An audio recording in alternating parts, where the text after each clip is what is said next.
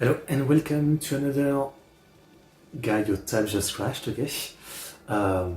Great. What was I trying to say? Another that really got me. Another Frenchman Learns About Japan reaction stream. The Otaku branch where we watch videos with Otaku subject, I guess. You know, gaming, visual novel, anime convention, stuff like that, right? So, should be fun. As always, all the links to the original videos are in the description. So check out the original channels, of course. If you're watching the VOD, I will have them some timestamps. You can skip to what you want to see. Link to my Discord, Stream Element, Patreon, the classic to follow me, support me, request reaction. You know it. What else was I gonna say? Also, membership on YouTube. Another option to support me if you're interested. But yeah, I concocted a little playlist for today. Hopefully some good stuff. As always, we'll see how much we watch since it really depends on how much I yap. You know, we'll see. But yeah, the first one is a 1 hour video. It's a big one, but I got interested. You know, basically about anime convention, something that I've never gone to even one, despite being you know, an anime fan for like 16, 17 years now. Yeah, never been to one. Then we have a video about VN, then about Gundam Game, then about manga, and then about VN again. But again, we'll see which one we actually watch. So yeah, don't know if there's too much more to say. You guys can suggest some video for later stream. You know, any otaku topic related, don't hesitate. I might watch it. I might add it to a later playlist. Otherwise, tomorrow is the Sunday stream. You guys know the drill. And I haven't set it up yet, but on Monday I'll be doing the first of probably a couple Japan summer or stream, basically, where you know, there'll be videos about Japan, but about like true crime or sky stuff. I feel like it fits summer as a vibe. Obviously we'll do something like that again in October, but yeah, I'll do the first one Monday. I just haven't set it up yet, but I'm working on a playlist. Anyway, let's get into the first video. Yeah, once again, I mean, despite 16, 17 years of being into anime and manga stuff, I have never been to a convention. I technically had the chance before, only in the last couple of years where I moved here, which is close to Paris, and obviously there's big convention in Paris, but even then, I don't have any cash, so when I was close, I was very far away in terms of money, so yeah. Before that, I used to live in the countryside of countryside. I mean, if I wanted to go, you know, even when I had money, if I wanted to go to any convention, it was, you know, a lot of money, very far away, a lot of driving, so I just never did. Hopefully one day I get to go. I mean, you know, I'm interested, though it's not a priority in my journey as a fan, right? Like, it sounds fun, but yeah. Anyway, so you have no experience. So yeah, a brief history of anime convention and a look at how they changed by Pocket Live. The culture of anime conventions Wait, let me put some subs. English to Japanese for my Japanese viewers. Here we go. has changed. I think we can all agree on that. But I don't think that change is necessarily a bad thing. Let me explain. I mean, people don't like change, it's a fact of being a human being. Anyone who's been to an anime convention before 2020 and after 2020 can tell you that the crowds are crowding. The number of After COVID. people going to the more well-known, larger anime conventions have just about doubled depending on the con. Because COVID made a lot more people anime fan, I guess. And we can all tell. But there's more to the changes at conventions than just sheer crowding. I study an art. Anime conventions are something that I hold near and dear to my heart. and I think to truly talk about how the culture of conventions has changed, we have to put things into context, because anime conventions didn't just pop up out of nowhere in the 90s. Anime conventions in the US specifically have a pretty rich history dating back to sci-fi fan conventions. The first major convention being Worldcon in 1939, put on by the World Science Fiction Society. Fun fact, this convention is actually still held annually, and in 2025 there were a total of 8,667 attendees from across the world, both in person and virtually attending. There was also the Philadelphia It's small, but for like an 80-year-old convention, it's kind of awesome. Science Fiction Conference in 1936 with 9 attendees. It was apparently the first ever sci-fi convention, or at least the first meetup to call themselves a convention, but it's not really what we would call a convention today. But speaking of sci-fi, most agree that modern fandoms and even cosplay have roots in these early sci-fi fan communities. Anyway, these early fan conventions were events where fans would connect with one another in person and watch sci-fi movies or have speeches, almost mimicking a political convention, which is where the term convention comes from. Some of the earliest examples of a sci-fi fan convention would not be called a convention by today's standards, but just people meeting up together, more akin to hanging out with friends or having a club meeting. As fans began to meet up more and more and organize more meetups, we eventually come to larger events closer to what we are used to today.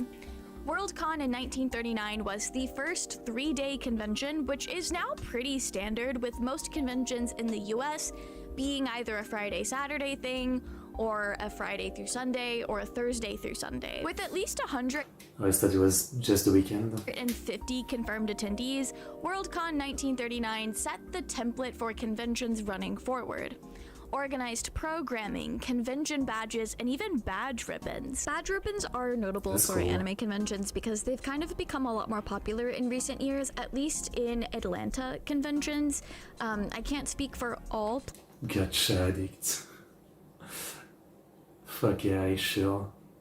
places, but I do know in Atlanta a lot of anime conventions picking up these badge ribbons are probably influenced by Dragon Con, which is a big general pop culture, comics, sci-fi, whatever anime convention in Atlanta, and badge ribbons have been a huge part of Dragon Con culture for a very, very long time. So in my local community, it feels like that sci-fi, whatever, coming back into it again, and I just think that's neat and worth mentioning.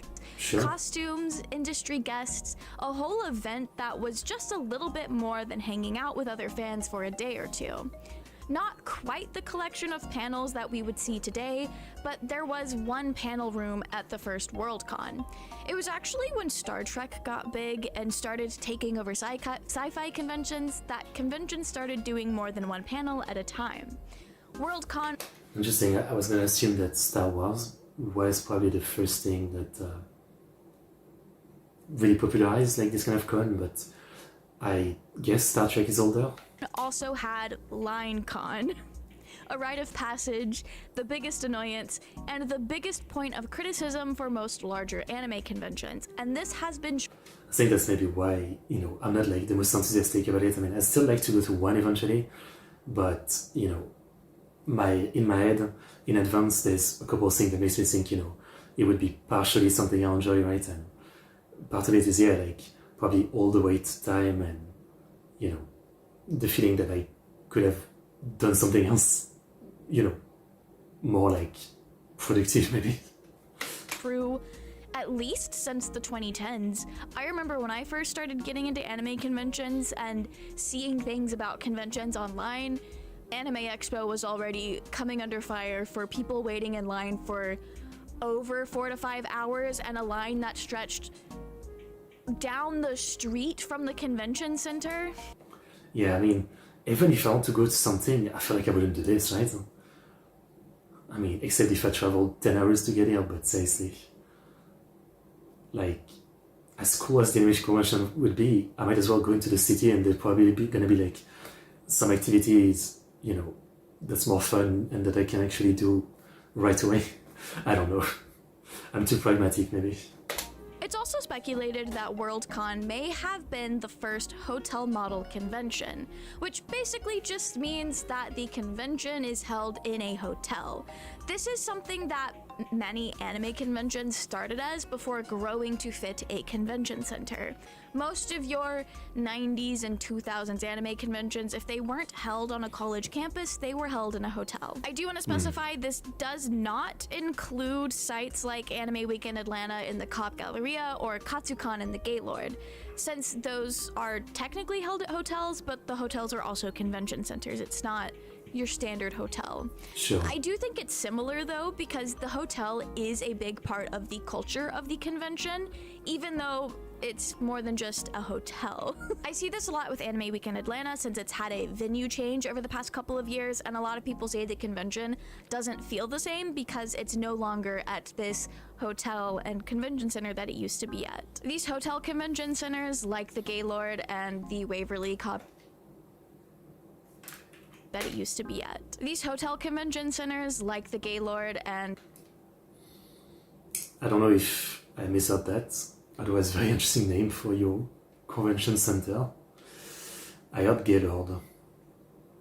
The Waverly Cop Galleria are typically smaller than, say, a larger convention center like the Georgia World Congress Center. And I do want to say these venues that are hotel convention centers combined, like the Waverly and the Gaylord, they're different from conventions like MomoCon at the Georgia World Congress Center because despite some of the events for the con being held in the Omni Hotel, which is the host hotel connected to the convention center, the hotel is not built into the culture of the convention, if Sure. that makes sense. Back to convention history though, New York Comic-Con, the first comic convention, Comic-Con, I didn't think of that. Yeah, that makes sense actually. That would be way before Star Wars, yeah. Yeah. It's the first time we see an artist alley in the form of professional comic artists and an exhibitor hall in the form of vendors selling comics. Because before, conventions were just about hanging out, not really about sharing merchandise, buying merchandise. I'm sure some It people can also share. be said that Artist Alley as a fan art and self-produced works were heavily influenced by doujinshi markets in Japan, and Comiket would go on to inspire the first anime conventions. I remember thinking Comiket was an anime convention because I would see so many pictures of people cosplaying there. It's literally just people selling doujins, whether it be fan works. I mean, it basically is. What's the difference? Like, does it not count as a convention? I guess, yeah, it's mostly like fan work. There isn't as much like maybe official panels of, you know, like people in the industry like doing talks and stuff like that, maybe. That's the difference, I guess. Of popular series or completely original works, which is really cool. There's not really a culture around that in the US, but very, very recently, as of the time of making this video, like a couple weeks ago, there was a doujin event in the US that went really well. So hopefully we'll start. But again, I assume at every convention, even in the US, there's a ton of people selling fan stuff, right? Even though it's probably not as centralized, but I'm pretty sure it must be a thing. Start to see more of that kind of thing in the future. The first anime conventions in the US were born in a community that relied on piracy and knowing a guy who knew a guy in order to get a VHS with fan subs either embedded into it or on paper to follow along. That's the thing, yeah. You really have to be passionate about it because even with how big of a fan I am, yeah. I don't know if I'd do that. Anime had aired on TV in some places on the West Coast primarily, and some series like Astro Boy did see widespread syndication on American television. But most fans were relying on bootleg copies being distributed by other fans and fan organizations like the Cartoon Fantasy Organization. Early fan communities congregated in groups to watch anime together in places like college campuses, mirroring the predecessors to sci-fi conventions, where it was just people hanging out and watching things together. Sure. Also, AMVs, anime music videos for those who don't know, we've been making cool edits of anime scenes to music since at least 1982, with Jim Kappa. Yes, recently we watched another video where the guy was talking about how there must be a lot of like treasure trove of VHS of those old kind of AMV and, you know, Nico Nico style shitpost, I guess. But again, it's stuck on some old VHS in someone's, you know, boxes probably. So we can't really find them easily. Tuz, sorry if I said that wrong, being credited as the guy to first make an AMV, and I guess he is the reason that I can now go sit in a cool dark room and watch AMVs at an anime convention. Anime Weekend Atlanta specifically has a video art track playing AMVs the entire con, which is always like a really fun way to go decompress. While anime had been present at Sci-Fi... As I always say, the first thing I ever uploaded to YouTube was an AMV back in 2012. Saw that online AMV. I mean, yeah, that's how I started. Conventions, in 1983, we see one of the first dedicated anime conventions pop up. YamatoCon in Dallas, Texas. This convention was a one-day event and included programming like watching the first 26 episodes of Star Blazers, an American adaptation of Space Battleship Yamato, and a dealer's room. This convention was primarily geared towards Space Battleship Yamato and Star Blazers, so the main selling point was just watching the show with other fans. Does she mean it's dubbed? Or like, what is Star Blazer? Does it mean like it's a remake of Space Battleship Yamato? Star Blazer also. Oh yeah, my brother is kind of having a stroke.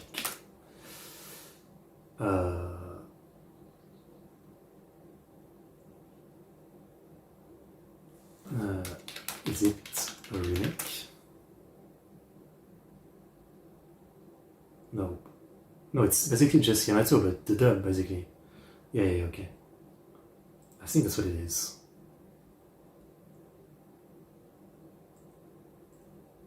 Yeah. I think so. Also worth mentioning, during this time period, shows were typically not accessible outside of when they aired on TV, and VCRs with blank VHS tapes were expensive. So if you were going to record from your TV, it was not something super accessible to the everyday person unless they had a lot of money. So viewing events like this were special, and for the whopping cost of $2. And to put into perspective, $2 in 1983 would go as far as just under $7 goes in 2026, which is still insanely cheap for an event like this. I'm sure. I'd wager if you did something like this today, it would cost at least $20 to $30 per person, which still isn't a lot compared to the typical $100 cons. But the difference is definitely there. There were about 100 people at the first YamatoCon, and at that time, that was really good for a convention, especially a convention on its first ever run. The biggest comic conventions at that time only got a few thousand, with most getting a few hundred, apparently. And prior to YamatoCon, you'd see other many events pop up across the US, also celebrating Star Blazers, where fans would watch the show or the Yamato movies and talk about the series or other things related. So it seems like Star Blazers was really, really popular, and that makes sense. If these sorts of events and conventions were born out of the sci-fi community, it makes sense that... Again, if I'm not conscious, Star Blazers is basically just the name in American of Space Battleship Yamato, and another Leiji Matsumoto work that's very popular, that was very popular in France around the same time, like the 70s, was Harlock, which in French was called Albator for some reason. And my mom, who grew up in the 70s, 80s, remember it being on TV. That was popular.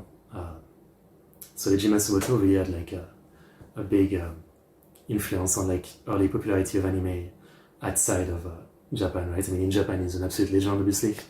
Galaxy Express, Battleship Yamato, and Harlock alone make him an absolute legend. But yeah, it's interesting. The first anime con would also be about a sci-fi anime. In 1990, we saw Project A-Con come onto the scene and claim to be the first anime convention ever. This has been disputed, but like, they were probably among the first more general anime con, who knows?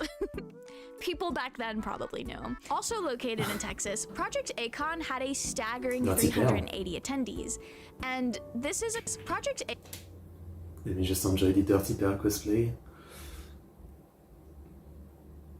I guess nude cosplay were a thing right away back then. Then I think it's Ranma on the left. On the right, I don't know. Con had a staggering 380 attendees, and this is a convention that continued for decades. While Acon was canceled in 2025 due to funding issues, they haven't officially closed doors yet and are still hoping to have a comeback either this year or next year. Although, as far as I can tell, there's not been any news on that, so they might be dead, but they might not be. And in 1991, we got Anime Con, which was the first anime convention to get over 1,000 attendees. It was also the first to see significant industry guests, even being sponsored by animation studios like Gainax, which, if you don't know, is the animation studio responsible for Neon Genesis Evangelion. I'm just thinking they would sponsor it because in 91 they hadn't done Eva yet. Like, had they done much at this point? I mean, I think they had done the Daikon animation, right? The proof of concept thing. Interesting. Which would come out a few years after this convention.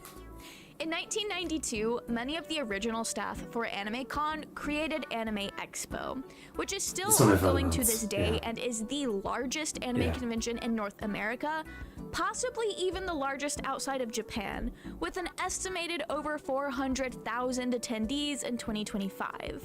Anime Expo is a bit special since it's got a very, very strong industry presence, with many anime studios from Japan announcing new anime at Anime Expo. Black Butler Season 4 was announced out of the blue at Anime Expo in 2023. I did not even realize there was 4 seasons. I remember watching Season 1 long time ago. Probably the first yaoi anime I watched. Longest time ago. And I never realized there was more season. And we're hoping to see something similar this year with a Season 6 announcement. So there's 5 too, okay. Damn, how do I not know that? To say, your average anime convention in the US is not going to be Anime Expo. As more and more anime conventions popped up over the course of the 90s and the early 2000s, we saw anime conventions become what you'd expect from a small convention nowadays.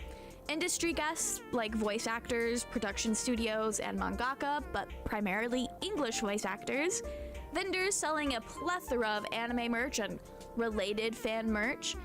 Right, so in a way it is Dojin events. Fan artists selling prints and handmade goods, and during this time it was more common to see like laminated keychains, can buttons, something that you could easily make at home, while enamel pens and acrylic keychains are something that got more popular during the very, very late 2010s, like 2018, 2019, maybe slightly before, but definitely took over Artist Alley post-COVID. We also retained a lot of what original fan convention. My brother went to Japan Expo, which is like the big convention in France and Paris, some years ago, and he bought like random stuff for my mom, and it was like this Love Live acrylic thing for your kids, but I don't think he or she have any ideas about Love Live, right? So it's pretty funny every time she gives me the key to the car or something, and it's just like, you know, use on it. It's kind of random. Were in these early anime conventions. Watch parties, viewings of anime, costumes that at the time were primarily handmade, small, passionate fan communities. Anime conventions were niche, seeing several hundred or maybe a couple thousand attendees at first, and some even reaching a few thousand as we moved into the early 2000s. Anime Expo didn't hit a 10,000 attendees until 2001. Where 13,000 people were there. Okay. And while that is big, that's kind of nothing compared to the numbers we see today. Conventions were a much smaller community, and people felt that community. Liking which I'm guessing this is where it's going. It's literally like a more microcosm example of the overall thing with anime, right? So people have been complaining that it's gotten too big and there's too many tourists, normies, etc., right? So I'm guessing it's the same with convention. Like, people are not enjoying it the same because now there's just too many people or something. I'm guessing that's what it is. Anime was strange and weird, so it was extra special to find someone who also liked the weird thing that you liked and were possibly bullied for liking. I know that's something people say a lot about growing up in the 2000s. I will say, by the time I started liking anime, I don't really think people were getting bullied for it, or maybe my school was just special. I was never bullied for liking anime. Most of my friend group could also say the same. I was bullied, but for, dumb stuff, and I definitely didn't really like show that I was into anime, so I guess if I did, I probably would have been, right? But, yeah. When I was in school, I finished high school in 2014, so I was in school in the 2000s up to 2014. Yeah, I mean, I don't think anime was ultra popular in France. I knew 2 or 3 other kids, max, that were somewhat into it. Yeah, that's about it. But it didn't feel big. So maybe I'm like right at that cusp where it started to change. My friends who started going to anime conventions in the 2000s often talk about how it felt easier to connect with others on the broad interest of anime and manga. There weren't as many new shows coming out in any given season, and even less easily available in English. So there was a pretty... I didn't think of that, but it's true, yeah.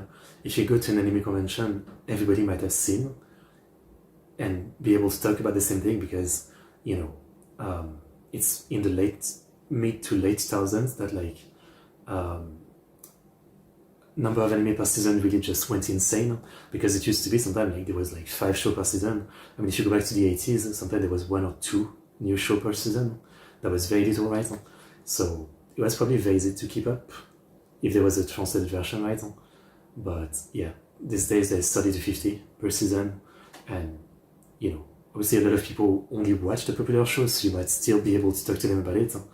But then there's so much more niche shows, and that probably very much divide people. Though I think it's a positive. I always say it, but people always say, and you guys know I'm always mad about it, people say that anime is trash now, there's so many bad ones, because there's so many being made. But by the same logic, as I always say, because there's so much anime, there's so much more bad one, but so much more good one that would not be made otherwise. I mean, the logic applies both ways, so I think it's a good thing. Strong chance that most people at an anime convention had seen and even liked all of the same shows, at least within certain age demographics. I'd argue many fans who were kids in the 2000s were mostly watching anime via 4Kids and Toonami, and whatever they could find on YouTube. Maybe if they were lucky, they would know about illegal streaming websites and expand their horizons, but I did crash the family computer trying to watch Vampire Night in middle school, so there was that skill issue to overcome. But the sense of community made it easier to overcome any social barriers. People treated one another like friends despite having never met before because they're at an anime convention. I'd honestly say this is still true today, at least for me. Anime conventions have always had a way of breaking through my more antisocial and awkward tendencies, making it easier to randomly approach people and start a conversation. I really can't explain the magic specifically that causes this, but it does help when a conversation can easily start with, "OMG, I love your cosplay of insert favorite character here." And I also kind of go into this with the assumption that most people at cons have the same awkwardness that I do, and I know a lot of people that go to cons are also neurodivergent, which helps a lot, at least for me. It's during this initial growth of anime conventions in the 90s and 2000s that my local conventions I attend almost every year became a thing. Anime Weekend Atlanta held its first 3-day event in October of 1990. 3 days that will shake the world. Talk about being over the top. That's funny. Okay. 95, and was hosted in various hotels around Atlanta or the Atlanta area until landing at the Waverly and Cobb Galleria in 2003, where it stayed until moving to the Georgia World Congress Center in 2024. A decade after Awa was born, MomoCon came into existence on the Georgia Tech campus in 2005, where it was held until moving entirely to the Marriott Marquis in 2012. One of the hotels that host DragonCon, by the way. It might be the main one, I'm not sure. And then moving to the Georgia World Congress Center in 2015. Since these conventions are the two I've been going to regularly since 2016, They will be my main drawing points for how conventions have grown and changed. They're also pretty huge, with MomoCon seeing over 67,000 people this year in 2026, which was a pretty big jump from the 59,000 the year before and the 39,000 attendees we saw in 2019 before COVID. So it seems like a prime example to look at how conventions have blown up and changed recently. But back to the 2000s, what was your typical anime convention even like? Okay, my first convention was in Certified September Otaku. of 2005. Who certifies you? It was at Anime Fest in Dallas, Texas. In 2005, it was my first anime convention called JCon in Amazing. Orlando. My first anime convention was right after I graduated high school. It was Anime Expo 2010. My first con that I ever went to was MegaCon 2011. It was literally a life changer. It was the first time I cosplayed for sure. That's the main memory. Like my mom helped me make a costume for Genjo Sanzo from Sayuki. I also took with me a disposable camera. I was very excited. I took with me a disposable camera to take pictures of like cosplayers and stuff. Yeah, it was, and there was. And then you never print it out and you forget the camera in some box. I have one of those from like a school trip. Yeah. It was very homegrown, and there weren't that many people there. Took place in a hotel, and I remember it being very chill. There wasn't like huge crowds of people like at all. It felt really like intimate almost. We were dressed up as our Sayuki characters, just heading upstairs for something, and we were on the escalator heading up. And the same time we're heading up, a man came up to the top of the other escalator, was coming down, and he looked at us and he said, "Oh my God, I love your costumes." And as he's talking to us, like, I know this voice. I've heard this voice before. And it turns out, like, my friend kind of grabs me and like, "That was Greg Ayers." And I'm just like, crap. And so we went up the escalator and immediately came around and went down the escalator to follow him. And she was able to get something signed that was something he did that she had signed, but I only had like a volume 1 of Hanakimi in my hand, so it was just like, "Here, can you sign this for me?" So Greg Ayers signed a random volume of Hanakimi, even though it has nothing to do with the anime or the manga. So that was a core memory for me. I got to go up on stage with Masakazu Morito, who's the voice of Ichigo. Got to do a whole panel with that. I got to meet so many cool friends, part of the fighting game community, and gosh, so many cosplayers, and it really wanted to get into cosplaying because of it. I mean, there's so much there to do, and I just felt so happy to be there. You know, just like a whole new world opened up for me that day. In a first exposure to a world that I didn't realize was going to be so important to me as I went through, the rest of high school into college. I've made so many friends through, cosplay and the con scene, and to be able to, walk around my very first con and, I got to meet a couple of voice actors. This was when autographs were still free, but, I got to meet a couple of voice That's kind of sad. actors, which was incredible. And, just looking at all of the merch that was available that I'd never seen before, it was literally an experience that I will remember forever. Your typical anime convention, once upon a time, would be a small-ish community event where fans can meet up and hang out. Watch anime in AMVs, wear costumes, perform even, yap it up in panels talking about Japanese media, or even pretending to be characters and play games. Meet industry guests, and autographs were free back then. Buy goods imported from Japan, even... It feels kind of fucked up, this changed. I mean, I understand that there's probably too many people asking for it, but even then, autographs should be free, no? Like, I never even knew that people pay for autograph. Like, I get it if it's like, like an artist was selling a CD and they're pre-signing it to the people who are the first 1,000 to buy it or something, but like, otherwise it's kind of weird, I don't know. I don't like that too much. Snacks that you can now get at your average grocery store today were once rare con goodies at one point. You could buy fan art, be cringe, make new friends. Honestly, I'm sure you when can you still be listen out cringe. like that, the basics of a convention haven't really seemed to change all that much. So what the hell are we even talking about in this video and when we say conventions have changed? There is a contrast between then and now. Like, cosplay is like the main thing that I could think of that has changed. I feel like it's more mainstream than when I grew up with it. I used to get bullied, all right? I used to get bullied for liking anime. I mean, a lot of people did back in the 2000s, but nowadays it's more widely accepted. And if I see friends say, oh, I used to like Dragon Ball Z when I was little. No, you did not. A bigger influx of people that didn't have to fight for their life to watch Naruto episode 7 in 6 different parts on YouTube. Yes, I saw some kind of like, I think there's a term for it. It's a bit like, when parents study hard, and so they're constantly like telling you, back in my day, I had it so hard to do this and it's so easy for your generation. Like, it's not a positive that things are easier in some way, right? It's a bit like this, right? I mean, it seems like a good thing to me now that, anime is so much more accessible. People can get into it easier.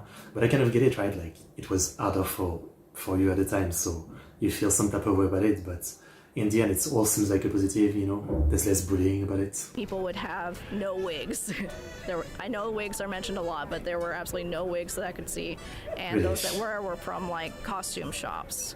So they were, the plastic, shiny ones. I feel like a lot of the games that are also put out nowadays definitely, bring that wider audience into the anime scene as well. Most of the games like Uma Musume, Honkai Star Rail, stuff like that, yada, yada, yada. Also, like the vendors hall, there used to not be like exhibitors and stuff like that. There used to be just like a single room, and there would be like back at JCon, I remember it was just one room, and there was probably maybe 20 tables in there, and Artist Alley wasn't a thing either. People didn't really sell their wares, and if they did, they were like sitting like on the floor with like a poster, like I'll do commissions and drawings for X amount of money. So I've seen stuff like that. I remember people. I'm guessing again, like, it's, it's probably, all of this is probably still a thing if you go to the smaller convention, right? Like, if you go to the big one, sure, I'm guessing everything is replaced by professional booths and all that, but I have to assume that the small convention would still have people like this. People had DDR in the hotel lobby, and there would just be people that were walking by and stop and just crowd around and take turns playing DDR in the hotel lobby. AWA DDR. was like one of my favorites because it was in 2 places. It was in a hotel and it was in the Cobb Galleria. The hotel, while it was huge, still had a lot more room space for you to walk around, and it was more, I would say, more based on community, because everybody was out and about late at night. Everybody was having a good time dancing around. I don't usually get that anymore. MomoCon is definitely a great place. I do love the 24-hour arcade. I love staying up. I love hanging out with people. I love the courtyard. I just miss the little smaller spaces in general. Was in line for something, and the girl sitting around me had a deck of cards, and we just started playing cards. We didn't know a thing about each other. We just started playing cards. It's definitely more inclusive now than it used to be, but also like it feels like it's very cliquey now as well. Like anime used to be so niche that if you knew somebody that liked anime, you're like, oh my gosh, like you actually like that. And now it's just like, oh, you like anime? It's like, oh, you like that one? That's weird. You know what I mean? And it's like, as opposed to being like, oh, we like the same thing, so we have so much in common, like already, because it's so it's so underground and people don't talk about it anymore. Sure. You just felt like you kind of made a friend, but now it's like everybody watches anime, so you kind of lose that that intimacy that the culture used to have, I feel. I do remember the Yaoi panels. I remember that was a thing. Like, I remember seeing them like strung up in the booths. I remember there was one time a group of people, like all of them had a Yaoi panel in hand as they passed me. Okay. I did not see anyone get hit. They always just had them on hand, and like the most. What does that mean? Like, it on in a flirting way, or does she mean like it? I saw was like holding it and like shaking, like, oh my god, I got one. Honestly, I feel like a lot of the con culture might be the same, or a lot of things are the same. The general layout of a convention feels the same to me as it did 20 years ago. I do remember, I know culture is mentioned a lot when you talk about other people's opinions of convention culture. I know glomping was a thing. I kind of miss the camaraderie whenever you, if you were by yourself, it was a little bit easier to approach people to start conversations. And I might be stealing a little bit of Ruthie's answer because I agreed with them 100% is that a lot of the people have changed.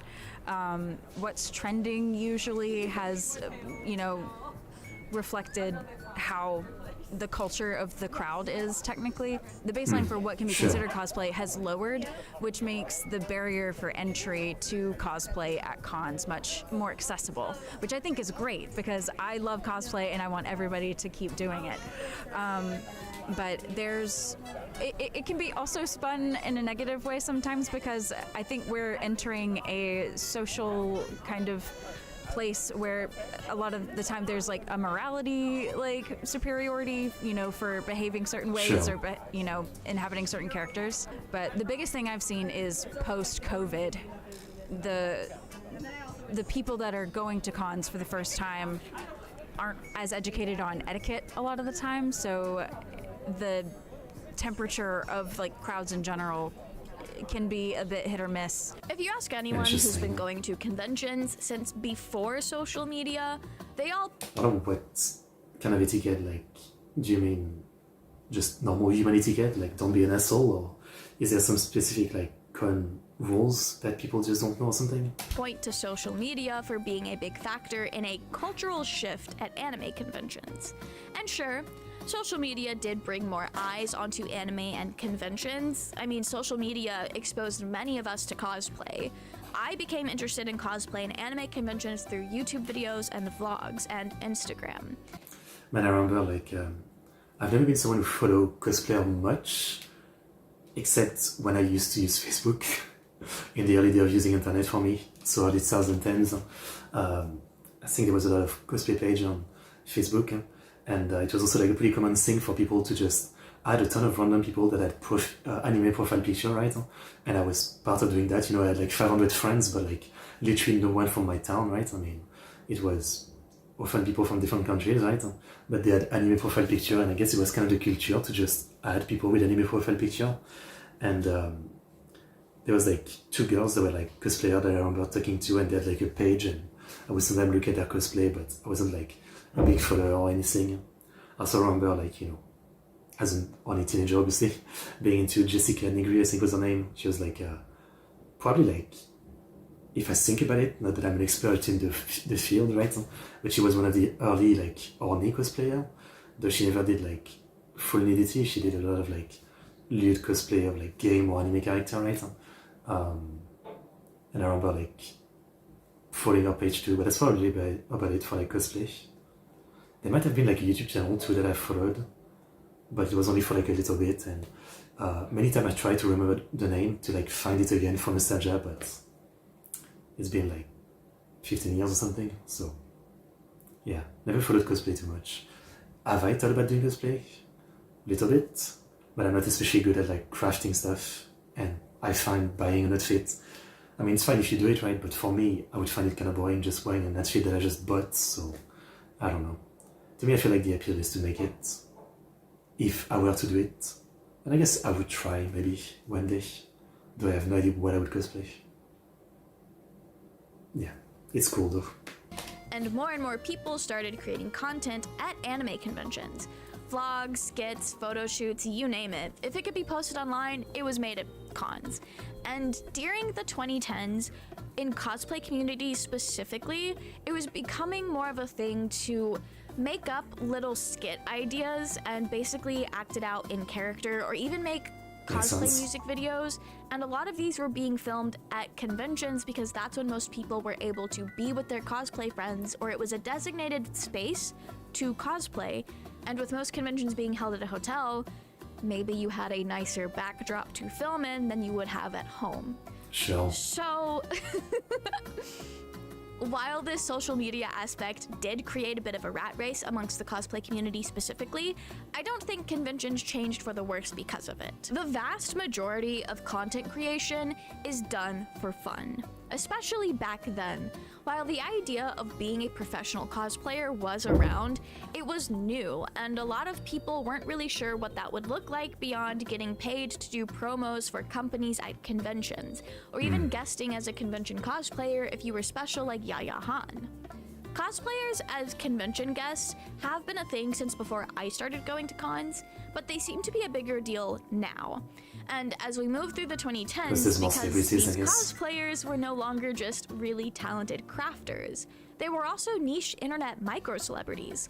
Influencers and creators who had built a dedicated following around their cosplays, maybe tutorials if they crafted things, and their charming personalities. While cosplay isn't the end-all be-all of anime conventions, it is a huge way many of us interact with cons and the community, and it does play a role in the greater anime convention ecosystem. Cosplay has absolutely changed a ton, even since I got into cosplay in 2014. It's easier now more than ever for anyone to get a decently made and affordable costume just by buying a mass-produced one from a reputable... I don't know what affordable means. I actually have no idea what cosplay are even worse compared to normal clothing, right? Yeah. ...store online. The barrier to entry is lower now than ever before, with a more polished look even for beginners. This also gives cosplayers the chance to lean more into other skills, like wig styling or wig building. Helmet wigs were not common a decade ago, and the nice, lightly styled wigs most of us were wearing a decade ago were absolutely not a thing 20 years ago. This video isn't a history of cosplay video though, so we'll stop there. Just know that cosplay as a... I should actually look for a video like that, history of cosplay. That's a good idea. Might be something interesting to watch as a subject that I'm not super familiar with, you know? History of cosplay. Hobby has changed so much over the past decade or 20 years. It's a almost completely different landscape with a lot more resources, tutorials, just more things for people to lean on to create really intricate and well-made costumes. Yeah, and even if you're sure. not interested in crafting, you are able to purchase really intricate and mostly well-made costumes. For anime conventions specifically though, the cosplay community has grown a lot online over the past several years, and that brings more people into the convention space, and also puts more of a spotlight on this weird costuming hobby that's secretly 10 different hobbies in one. And some conventions have really shown their love for cosplay, putting more of an effort into cosplay-related programming and hosting well-run contests. And I know it was kind of a thing that a lot of people who got into cosplay during COVID lockdowns had never been to conventions. So this is a new large group of people that are going to cons for the first time, or adding to that new con goer pool that has made conventions way more crowded than they used to. I really wonder the stats of like how much things were boosted after COVID. Again, it's not just anime, like so much media absolutely was boosted from COVID, from people having so much time at home, games, anime, TV shows, etc., right? Movies, even though not for theaters, right? Yeah, I really wonder like the boost in terms of like attendee before COVID, so like let's say 2019 to after 23, 24 maybe. To be. And I'm not saying this is necessarily a bad thing, I'm just saying this is another avenue that a lot of people became interested in conventions over the past few years. But as for cultural shifts at large, I've heard it be said that during the 2010s there seemed to be a growing acceptance of minorities. Gender-neutral bathrooms, a cosplay culture of cross-dressing and gender-bending and exploring gender expression brings more acceptance, or maybe lack of care, when it comes to transgender and non-binary people going to conventions. And when I say lack of care, I mostly mean people are not policing who goes into what bathroom. Because, I mean, when half of the attendees are... How can you tell? Obviously, yeah. I'm sure there's still some that would do it, but how can you tell? Yeah. And obviously with anime, manga, all that, I mean, the culture has always had, like, you know, so many characters that are like that. So, you know, I'm not saying like everybody who watch anime is probably more accepting, but I'd like to say there's a bigger chance, maybe. In cosplays that don't match their assigned gender at birth or even the gender they identify with. How are you supposed to police who goes into what bathroom if you can't tell who you're looking at? So don't ask the question, or someone is going to come up with some kind of x-ray machine anytime someone walks into the door of a bathroom. that probably plays a role. But I've also noticed over the past decade or so, a lot of convention centers or the convention themselves have been designating certain bathrooms as gender-neutral bathrooms, placing signs over the original gendered signs.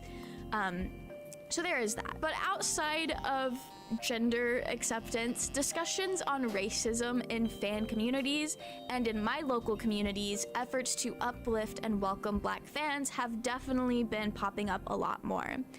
Growing up, some of my Black friends were considered not Black enough by their families or their peers for their interest in anime. And now other Black anime fans are creating very... Wait, what? Like being into anime is bad if you're Black, was the thoughts or something?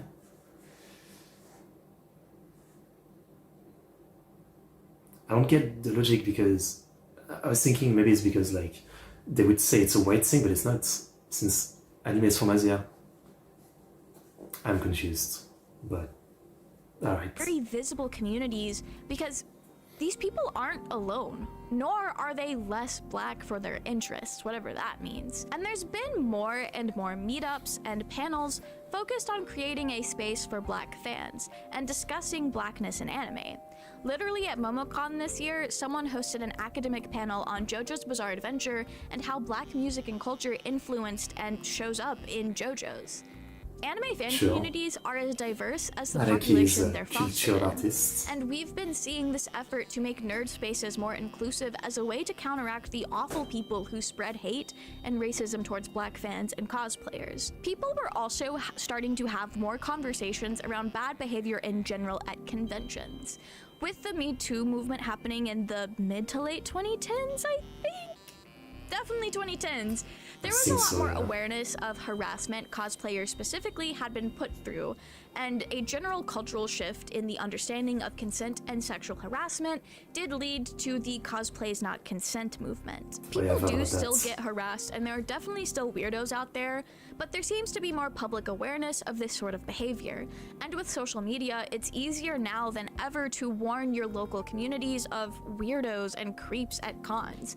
And to shame them. I mean, I'm sure like there's still a lot more weirder than you would think, but since they probably know that with the modern culture and everything being filmed, I mean, you know, if they even tried, they might just be filmed and blasted on the internet, doxed and destroyed. That's probably like more what stops them from doing it than actually being decent, right? I assume.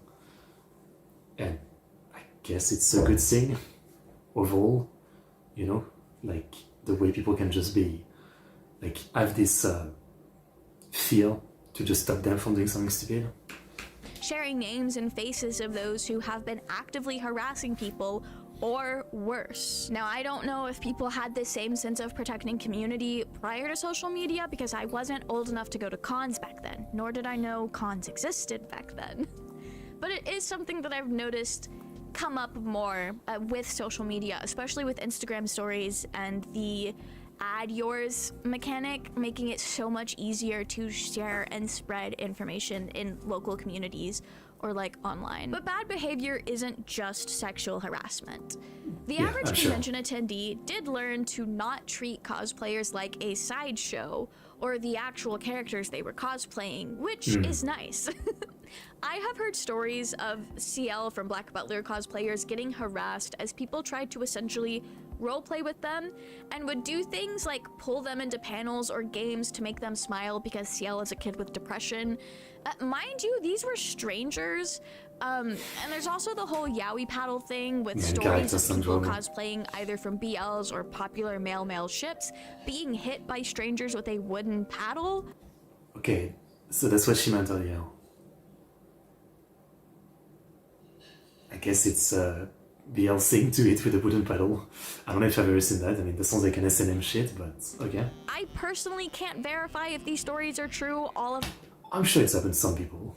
my friends that were going to cons during the yaoi paddle era did not witness anything like this, but I know many of us believed these stories, which I Is think that like a specific reference to a character or a show or something? Or is that like just an overall BL thing? I've never heard of it. Like wooden paddles specifically. speaks a lot for what kind of behavior was normalized or stereotypical of anime conventions in the 2000s. I do know glomping was a thing, which is where people basically run up and like hug each other, but they were doing this to strangers or like people cosplaying characters they liked. All this is Glamping. Yeah, obviously that's fucking weird. not to say that you don't still have people at cons who don't know how to act. In fact, I'd argue it's pretty likely you'd come across someone now that treats congoers and cosplayers as freaks.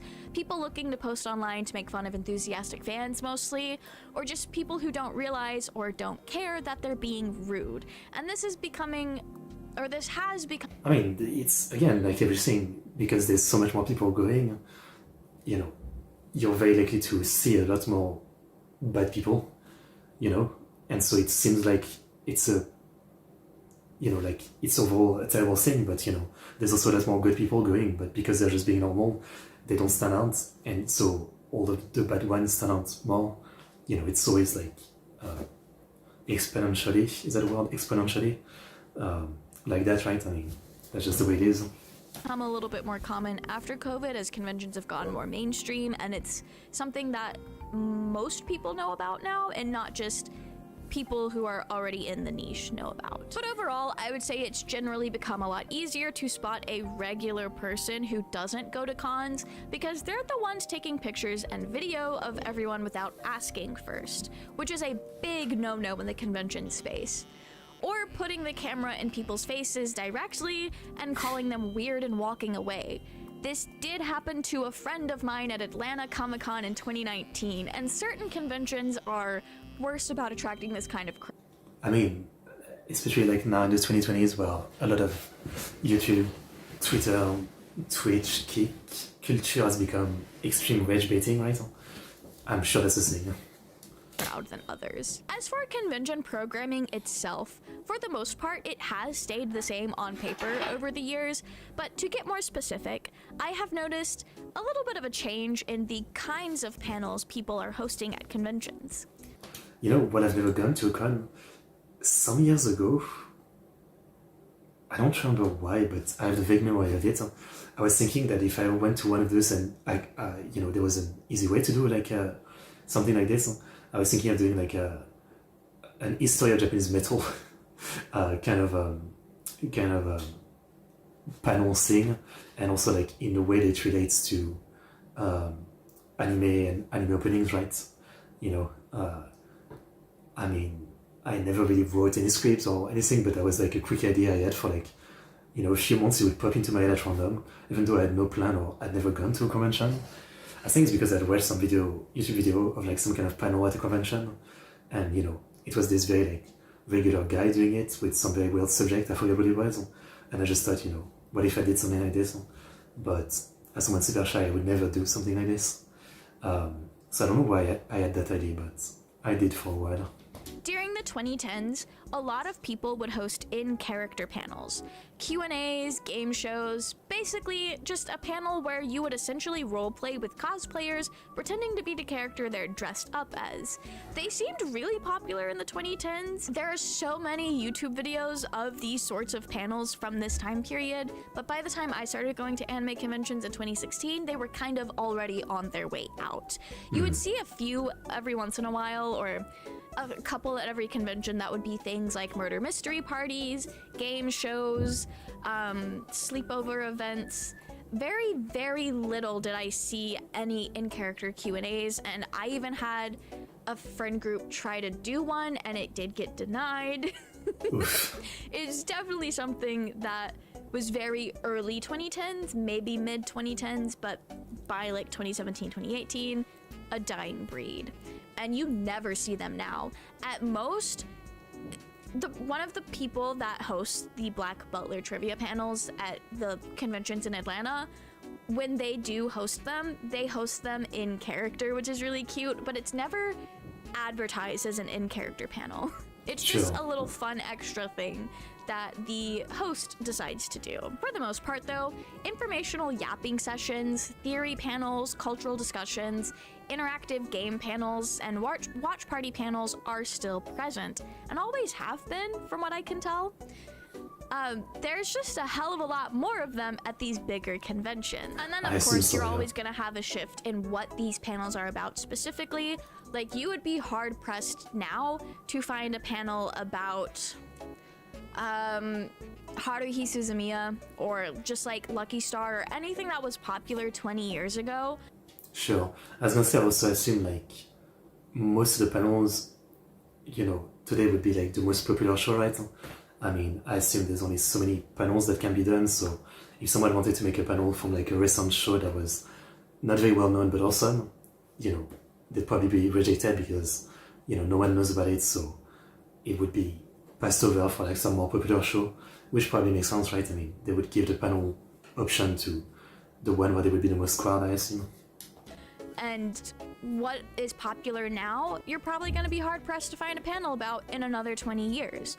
The general trends of animes that people are talking about don't stay the same, but the actual content itself does, if that makes sense. There's been a lot more people trying to do analytical things, and these analytical panels have always existed. They just seem to be more popular now. So I guess the trends are changing, and that's fine. And I don't know if these sorts of panels are still going to be the main kind of thing a decade from now, but I'm going to enjoy it while it lasts.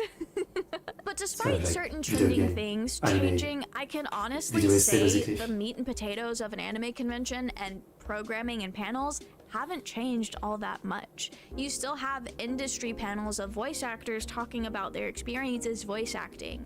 You'll have fans discussing something in a very in-depth way. You'll have theory panels. Game shows? People love game shows. Okay.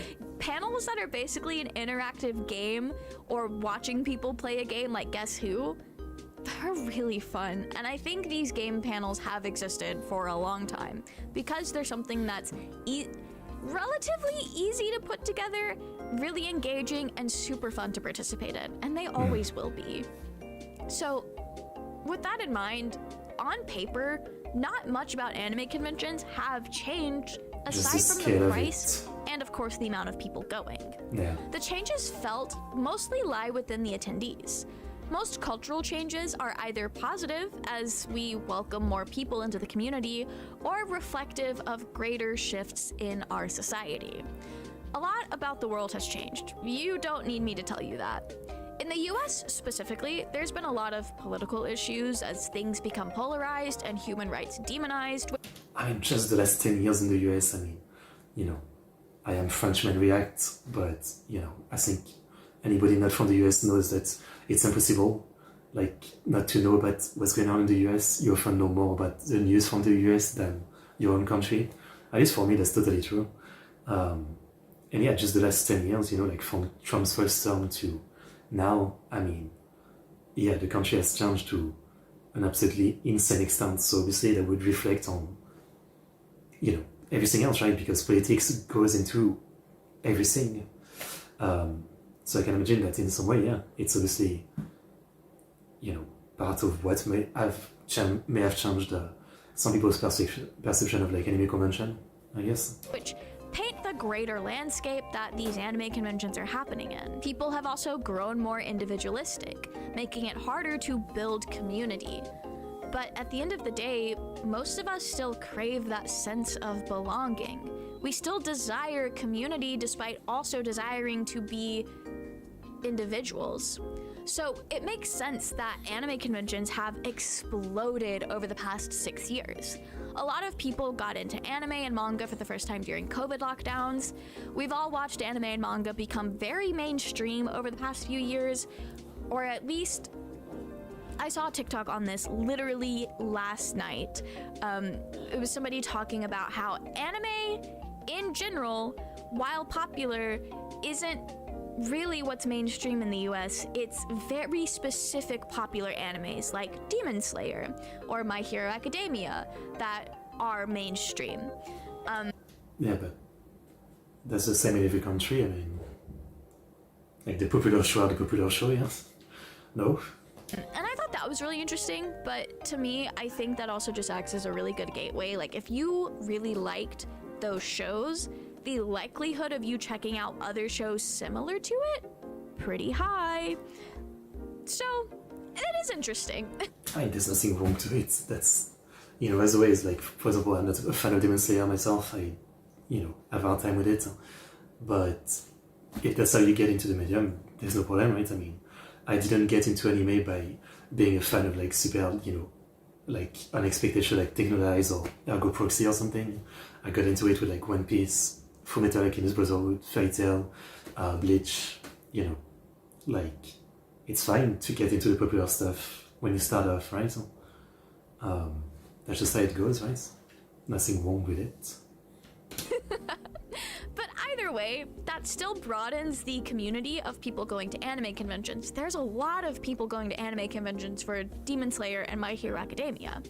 New people going to cons is going to reshape the community. It's probably part of why the community has felt like it's changed. That's why I assume, like, it's a Where's Waldo kind of game if you're, you know, not a fan of the mainstream stuff, right? If you're, like, someone who was favorite show is, like, a show from 20 years ago that, you know, not much people remember, so, you know, Where's Waldo going around trying to see a cosplayer of that is probably part of the fun. I feel like that would be for me, you know, like, you know, sure, I like One Piece, for example, so I'm sure I'd see 1,000 One Piece cosplay, but if I suddenly, I don't know, go around and see a cosplay of, I don't know, Yoda Yuri, for example, I'd be like, wow, that's the coolest thing.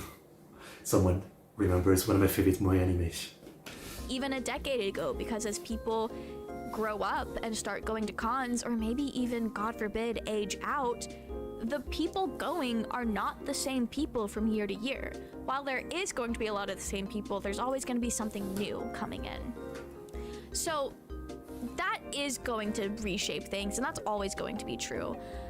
But we've also forgotten how to... Nothing lasts forever.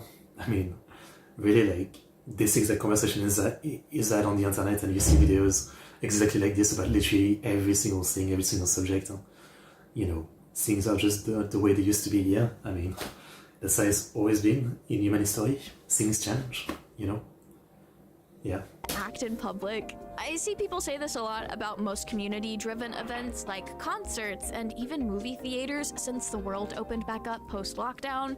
I have not really studied sociology. I'm not smart enough to tell you why this has happened. I just know that it has. It's something that we've all noticed. Things have changed, and it's not exclusive to anime conventions, but Sure. it is impacting anime conventions for sure. But what once was there isn't lost. Sure, people new to the community do have to learn con etiquette. There might be a little bit of a learning curve as people get used to interacting again and learning how to behave in public. Also, con etiquette is getting a little bit harder to teach because there are content creators who build audiences based on content that is inherently disruptive, disrespectful, and setting a bad example. And that goes beyond just, like, content creator. I mean, literally, like, the whole culture, I mean, in the US and other country, with, like, internet stuff. Again, I've been talking about it, like rage bait and streamer being, like, you know, obnoxious in public, you know, like acting like they're the only person in public, you know, filming themselves and others in the street, talking loud, you know. So, you know, a lot of young kids for the last 10 years have been seeing people like that, and they just see it as, this is how you act, right? I mean, I feel like I'm literally like a 90-year-old right now talking, but I feel like, you know, I learned a bit more, you know, public decency and respect because I grew up in a time before that. But imagine if I grew up right now and in the last 10 years watching the kind of popular YouTuber that there is now, that are again like doing like the pranks, the, you know, public stream with no care for the people around them, you know, like you just learn the wrong thing by looking at that as if it's normal, right? You know? Yeah. Yeah. Not that it excuses them, right? But it's pretty pretty easy to understand how they end up like this, you know? I'm not gonna name names, but there's a content creator that goes to conventions in the state of Georgia who is very infamous for recording people without their consent, vandalism, all sorts of things that is an absolute, this is not how you should act at conventions, but Not just convention, I mean, in general, no? because they are popular online, younger, more impressionable people think that's okay to do because they've gotten a lot of love and popularity from acting a fool, basically. But this is not representative of all who are new to the community, and I mean, yeah. kids can be taught. Just because you're taught poorly once doesn't mean you can't learn better. But aside from the actual people going to conventions, it should be mentioned that once anime conventions blew up, people realized that there is in fact a lot of money in this industry. And that's where corporate cons really come onto the scene. We were literally watching a video like that yesterday about Logan Paul getting into like Shonen Jump magazine grading, like acting like he bought one for 5 million of the first volume of Shonen Jump with the first chapter of Dragon Ball. And I did that before with Pokemon, right? Like a lot of market manipulation, you know, fake price, fake buying, trying to get more people to get into this, to make it lucrative, and kind of in some way ruining part of the hobby. Yeah. Where there's money, there's the shark who smell blood in the water. Until semi-recently, I think most anime conventions were organized and put on by passionate fans who also just so happen to know how to do all this and have the means to do this. These passion projects had a soul and an understanding of the wants and needs of the community that corporate cons lack, because a corporation cannot be a member of the community, but these passionate individuals putting on conventions were parts of the community. I don't think my local conventions are corporate cons, but I do know the people in charge grew up going to conventions. They're a part of the community that they now seek to serve. Which again, in any field should be how it is, right? It reminds me of Xbox, you know, been doing pretty bad, right? And they got this new CEO who admitted to barely playing games, right? Which isn't even unusual, right? And most of the time they manage to improve their corporation situation money-wise by doing a bunch of like, you know, firing and bullshit, but they always end up, because they are not themselves like user of the product that they represent, they end up basically alienating the fan base, the customers, and clearly showing that, you know, they really have no interest and connection to the thing they're representing. And I imagine eventually it's kind of the same with anime convention, yeah, like, you know, eventually they just hire like people who are just good at putting on events, but not specifically with any passion for anime, right?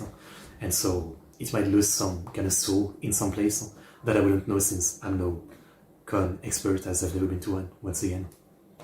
And you don't really have that with corporations putting on conventions. If you don't know what I'm talking about, these are conventions that are owned by a parent company, and they're clearly in it for the money. There's a focus on guests to draw in crowds with very little programming to back it up. My friends like to call these celebrity pony shows. These sorts of conventions also may mistreat the community with shady business practices that screw over vendors, artists, and attendees, poor accessibility for those with disabilities, and a disregard for cosplay and poorly run contests. These conventions can also usually be pretty pricey for what they are. You are not getting your money's worth out of these cons. I think we can all agree leeches looking to make as much money as possible through conventions are bad, and that's gotta be the worst way conventions have changed, in my opinion. Sure. But not all new conventions are exploitative and greedy. The biggest change in anime conventions over the past few decades is their sheer size and scope. It is so Tens, if not hundreds of thousands of people gathering together for a weekend to celebrate shared interests. With these larger crowds comes more expensive venues that can house the sheer amount of people attending.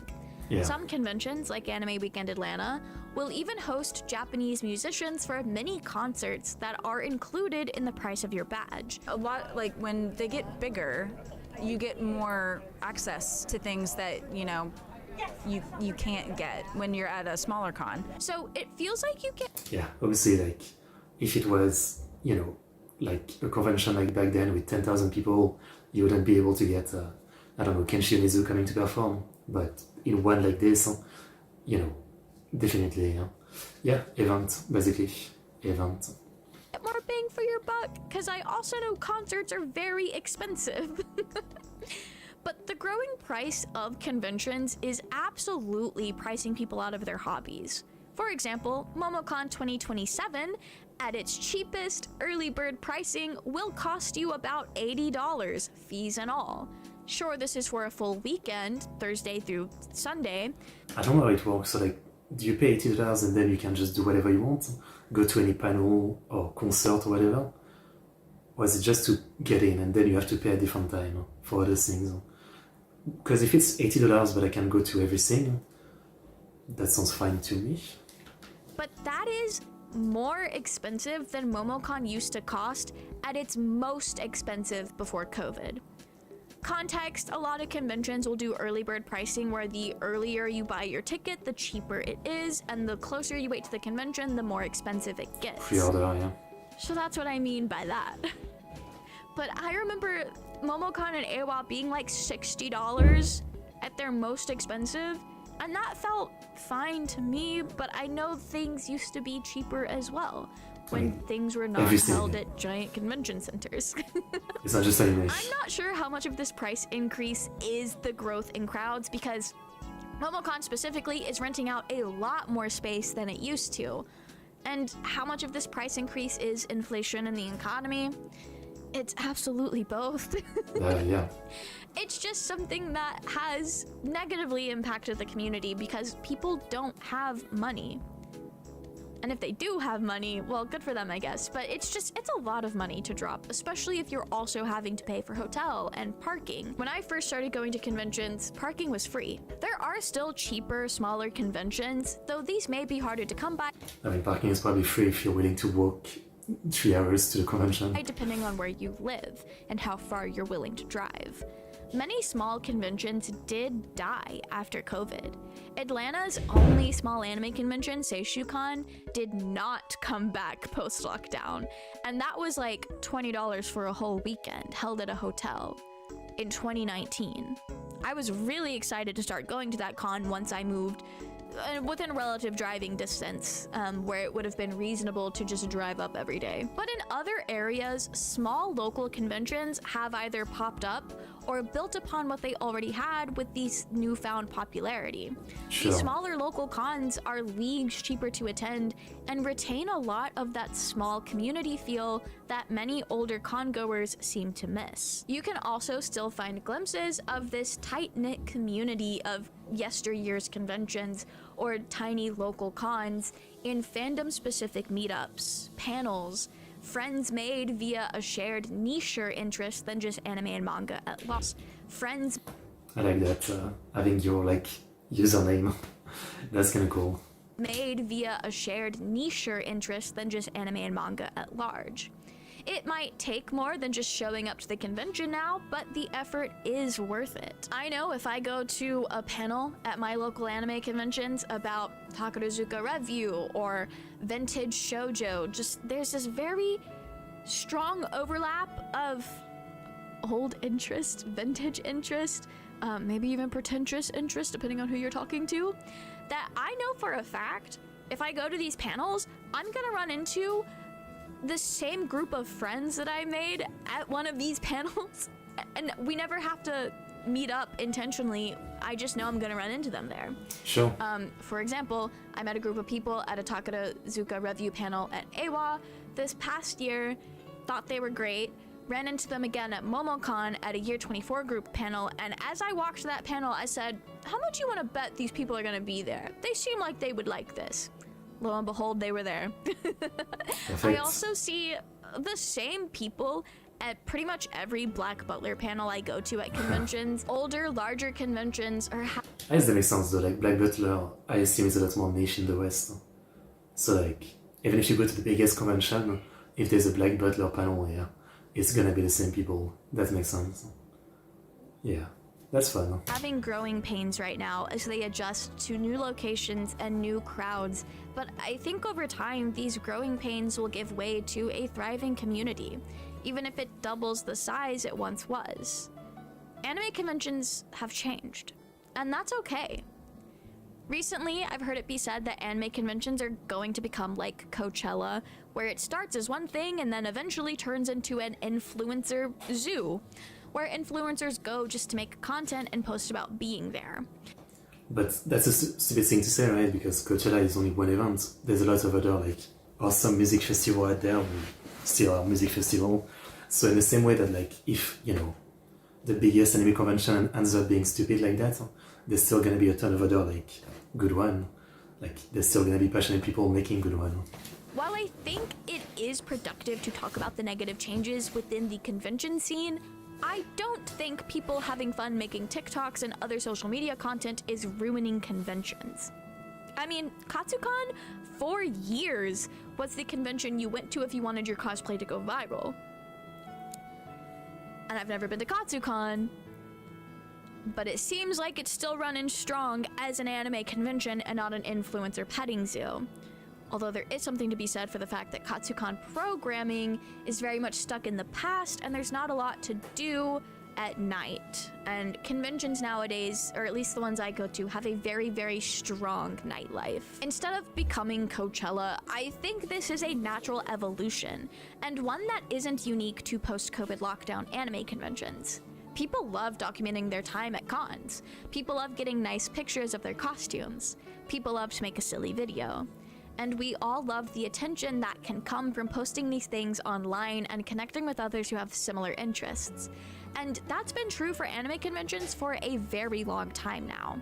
I don't think anime conventions will lose their spark to become an influencer petting zoo, because the vast majority of what you do at a convention is deeper than that.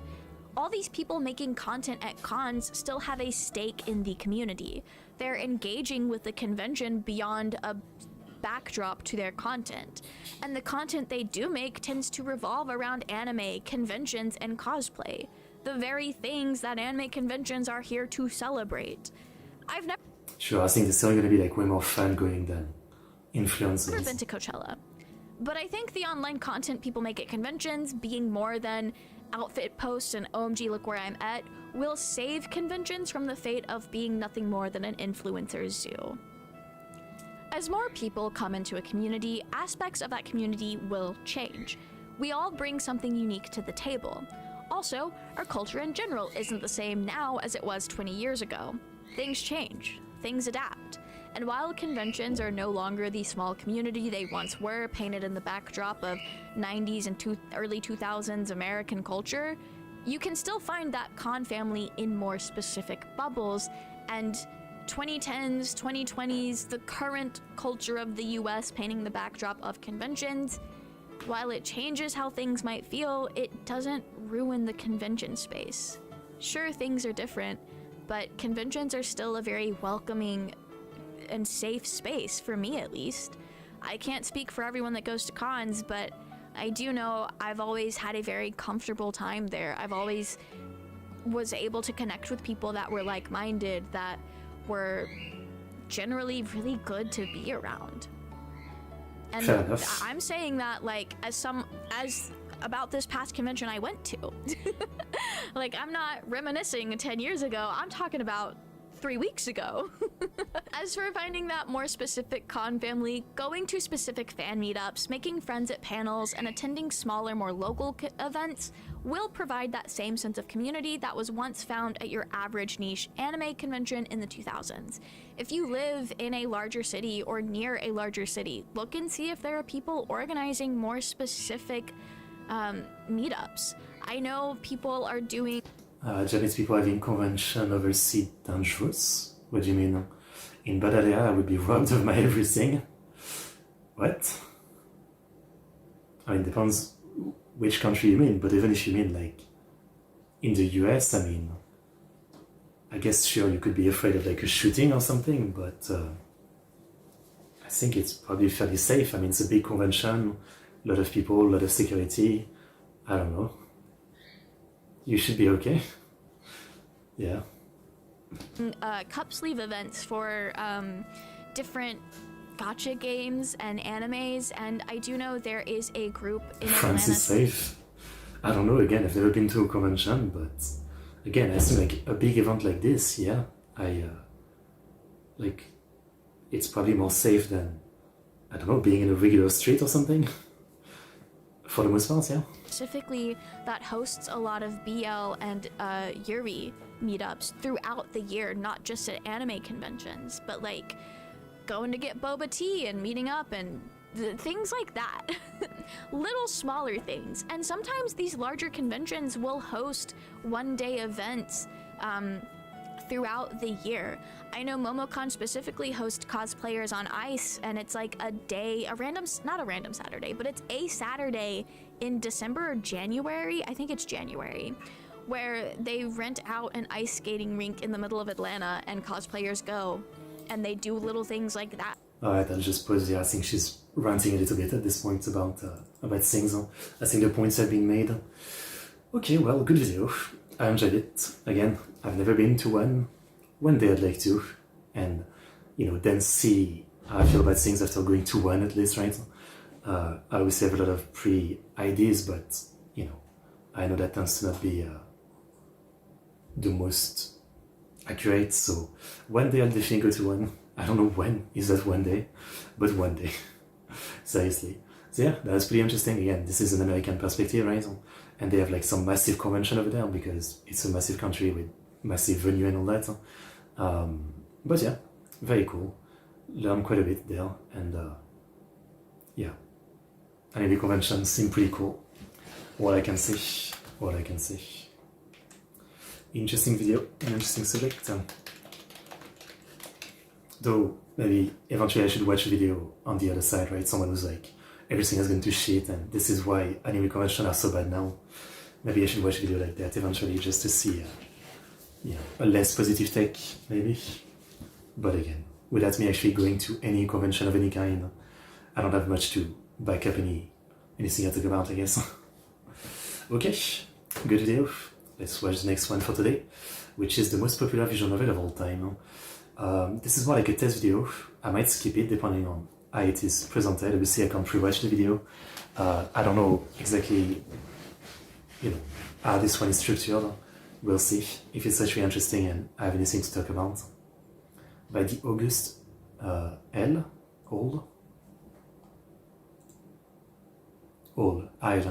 Wait, the August I think. Visual novels don't get enough credit. Visual novels is a niche within a niche, one that doesn't get as much attention as other mediums of anime entertainment out there. And yet, visual novels often have some of the most emotionally devastating, widely ambitious, and genuinely unforgettable stories in all of fiction. So today, I want to give you a list of the top 15 most popular visual novels of all time. Interesting. Okay. I mean, what can I list? Fate's Stay Night, Sengoku Dance, Round 10 maybe. I'm getting a bit blank. Mode of Alternative, Clanad, probably Air, I assume. Tsubaibi, sure. Cross Channel maybe. What am I forgetting? Shit. Magikoi, I hope. I'd be mad if Magikoi isn't in the top 15. Don't know the difference between visual novel and eroge. I mean, it's the same, right? In the West, we call visual novel, and eroge are part of it. Eroge are just the ones that are like, you know, I mean, I guess you have like, yeah, Igarashi is a VN, but, you know, like, I don't know, Canon is also a VN, and it's an eroge because there is some sex in. But then there's Nokige, which are the ones that are only NSFW, I guess. Visual novels ranked by how many readers and fans have played them. So let's start off with a classic horror visual novel, one that's built its reputation Yeah, Igarashi Umineko Sainouta. I forgot about this tree. on dread, paranoia, and keeping you completely confused from start to finish. Ranking at number 15, Higurashi no Nakukura. Solo. I'm actually watching the anime right now. And I have read the VN. Well, I had watched the anime first many years ago, and then I read the VN a couple years ago, and it's so much better as you'd expect, you know. Even though I think the anime is fairly decent, it's so freaking good. I mean, you know, I also really enjoy Yumineko, and I think it might be even more ambitious in what it's trying to do, but it's also like the point where Yoshige just goes insane in terms of like repetition of his point, and it's just like endless, right? Yeah, Subaru is watching it, that's why I'm rewatching it. You know, I think Higurashi is a lot more to the point. It's still long, but it works a lot better. Higurashi when they cry. You follow Keiichi Maibara, an ordinary kid who moves to the small rural village of Hinamizawa and quickly makes friends with a group of locals at his new school. But he soon learns that for the past 4 years, someone has been murdered or gone missing every year during the village's annual festival. As Keiichi learns more about the events surrounding the festival and the village's local god, Oyashiro-sama, he ends up getting involved in a series of conspiracies about the village's darkest secrets that threaten his life. Higurashi is a slow burn horror title. The opening few hours are deceptively peaceful, full of slice-of-life scenes and schoolyard games. But that... And I think that's what's the strength of it, right? Slight spoiler for the early part, but I think everybody knows. In the anime, like, you literally start right away, the first scene is people head being bashed in, and then by episode 2, which is about 40 minutes, like the first scene is that, then it goes back to slice of life, but then after episode 2 and the first 40 minutes, you go back into the horror part. But in the VN, because it's a VN and it can take a lot more time, it takes a lot longer to slowly build the horror, right? Like, things start to feel weird, but it's very gradual, and I think that's why the VN wins in many parts like that, right? Because it can take the time to build the scene, while in the anime, everything goes crazy very fast, you know? I mean, every arc in the anime is like condensed into 4 episodes, you know? I haven't seen it, but I know Oage is something dangerous. You haven't seen Higurashi? Then don't. Read the VN. Please read the VN. Yeah, Oage is scary. Depends who make it for you. Warm environment was only the setup. As mysteries surrounding the festival begin to surface, the same village and characters start to look different. The genius of Higurashi is how it dives deep into the psychological state of its characters. You feel their fear, their paranoia, their nervousness, all the way to the moment where they crack. Ryukishi07 writes each one of these moments with escalating intensity, and it's not the PS3 version out, which is the one I've played. Sound design works perfectly to keep that atmosphere suffocating. When these characters are pushed to their absolute breaking point, it's both disturbing and completely gripping. Higurashi is not just a pure horror experience too, as the overarching mystery is genuinely compelling. The story unfolds across multiple arcs told from different character perspectives. Yeah. A lot of good arc. I mean, one of the best is Minagoroshi, but yeah, spoiler. If you come to Japan, I'll make you eat one. Sure, I would try it. Yeah. Don't put anything weird in it and we're good. Each one layering new information about Hinamizawa and its secrets. It's an unconventional structure considering the true narrative being told here, but it works. Every arc in here recontextualizes what came before, and piecing it all together is deeply satisfying. The story wants you to figure out its mystery and why things ended up this way, for the sake of the characters in their misfortunate circumstances. Now, one noteworthy comment: if you're playing on PC, the 07th mod patch is a must install. It's got new sprites, new backgrounds, full 1080p resolution, and an excellent voice cast that elevates the whole experience. I mean, to be honest, you know, I know some people are purists. I would still say install this so you can actually play it in 1080p, but it does have option to use the Ryukishi sprite, which, you know, his art isn't the best, and also like not have the voice, because basically the original VN, you know, when Ryukishi was making it, there was no voice acting or anything. But then it got popular, and for the PS3 they basically did a dub and also like redid the art with much more professional artists, which is what I played personally. But you don't have to if you want. You can basically experience the classic version. Higurashi is such a beloved classic horror title packed with so much depth. I would even recommend it as a beginner visual novel if you're completely new to the medium. I don't know if I would, for two reasons. One, it's really long. I think for like beginner VN, most people should have something like under 20 hours, not something like Higurashi, which is like, I don't know, 70, 80 hours or something. And also because the structure of it is pretty weird. Like, you know, it's kind of like it has roots, but not really.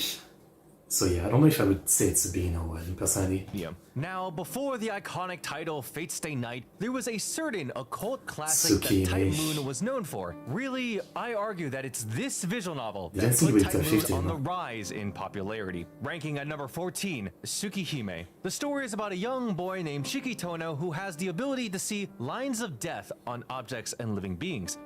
The mystic line of death perception, that's what it was, yeah. I also want to watch the Kara no Kyokai movies by Ufotable, which I think the main character has the same power, the mystic eyes of death perception. I might do reaction to those movies. Lines that, when cut, can destroy them completely. After surviving a near-fatal accident as a child, Shiki gained this mysterious power, which he struggles to control. Shiki returns to the Tono family mansion after years of living with relatives. However, his life takes a turn for the worst as he gets wrapped up in a series of vampire-like serial murders after his meeting with a mysterious yet beautiful woman. What Tsukihime does very well is in its introspective character focus and ominous atmosphere, wrapped in vampire thriller action. The author, Nasu Kanoko, has quite a way with words. He can vividly depict that clash between the ordinary everyday and the gothic supernatural. It's through Shiki's... I mean, yeah, obviously, like, it's the guy who wrote the line from Shido Emiya, you know, people die when they are killed. So some people might think it's kind of a Nike writer, but no. It's very taken out of context, and he's a pretty awesome writer. Tsukihime is great. I mean, I've really been looking forward to the remake. I think only part 1 of the remake is out, and it's not translated. And yeah, Nasu is busy like milking the gacha Fate in order to finish the remake, but I'm looking forward to the remake eventually because having read Tsukihime, it's really good, but it was also the very first work of Type Moon, like many years before Fate Stay Night, and it is rough around the edge, and you know, reading it you can tell like some part of the story could very much be expanded, and that's what I assume the remake is doing.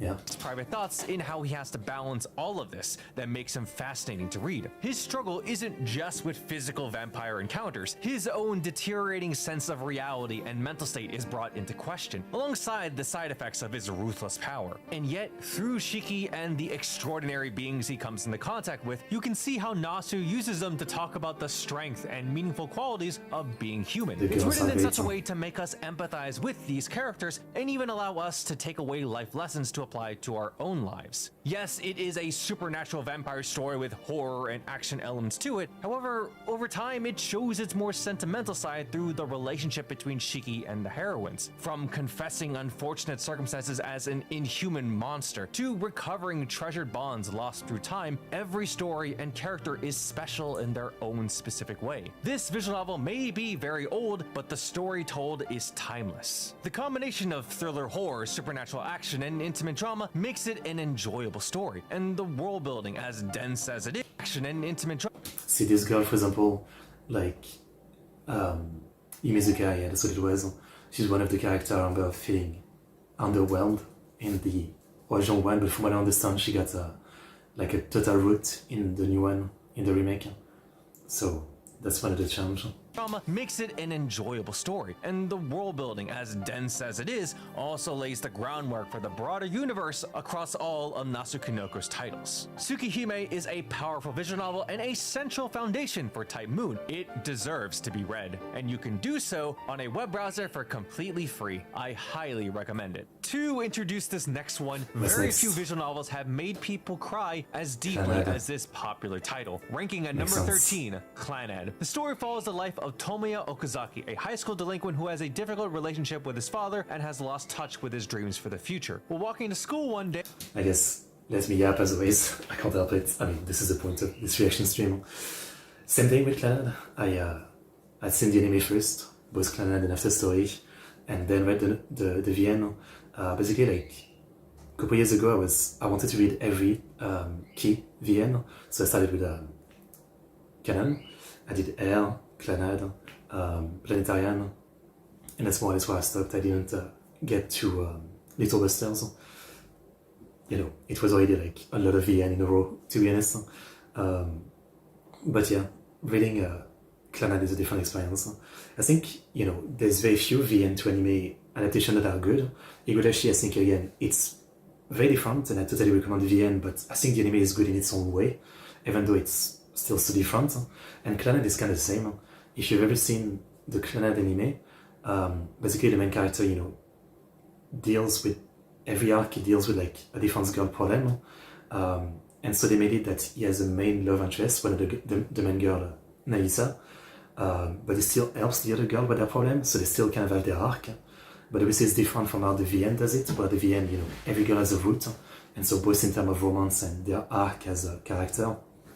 So I think it's like a pretty good way to do it for the anime, even though, yeah, it does cut out a lot of the greatness and individuality of the girls that you get in the many more hours that you get of them in the VN. Now, on the other hand, After Story is perfect. Like, it's the perfect adaptation. Well, almost perfect.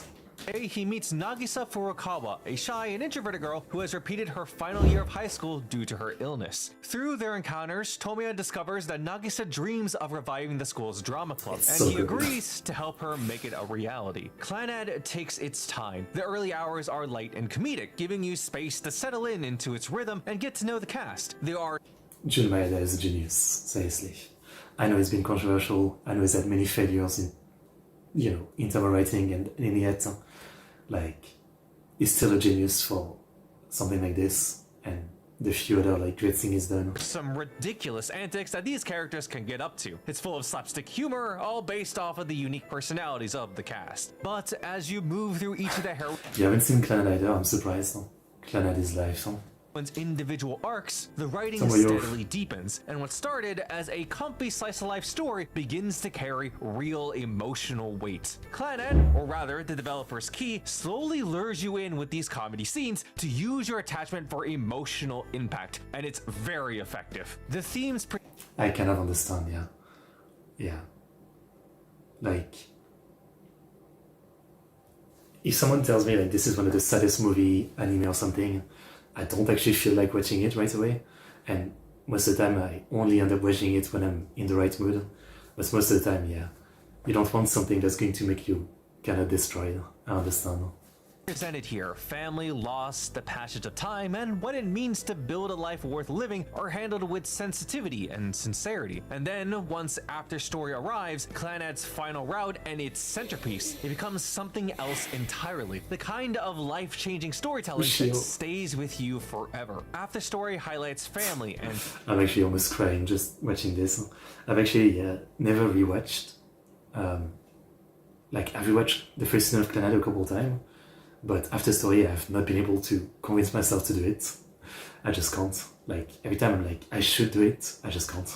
Parenthood, along with the many complications and hardships that accompany it. We see this through Tomoya's journey through healing past traumas with his own family and his evolving relationship with Nagisa. And all of this is amplified by Clannad's music. One of the most fascinating aspects is that the author, Jun Maeda, also helped compose its music. From its immersive An incredible musician too, yeah, no doubt.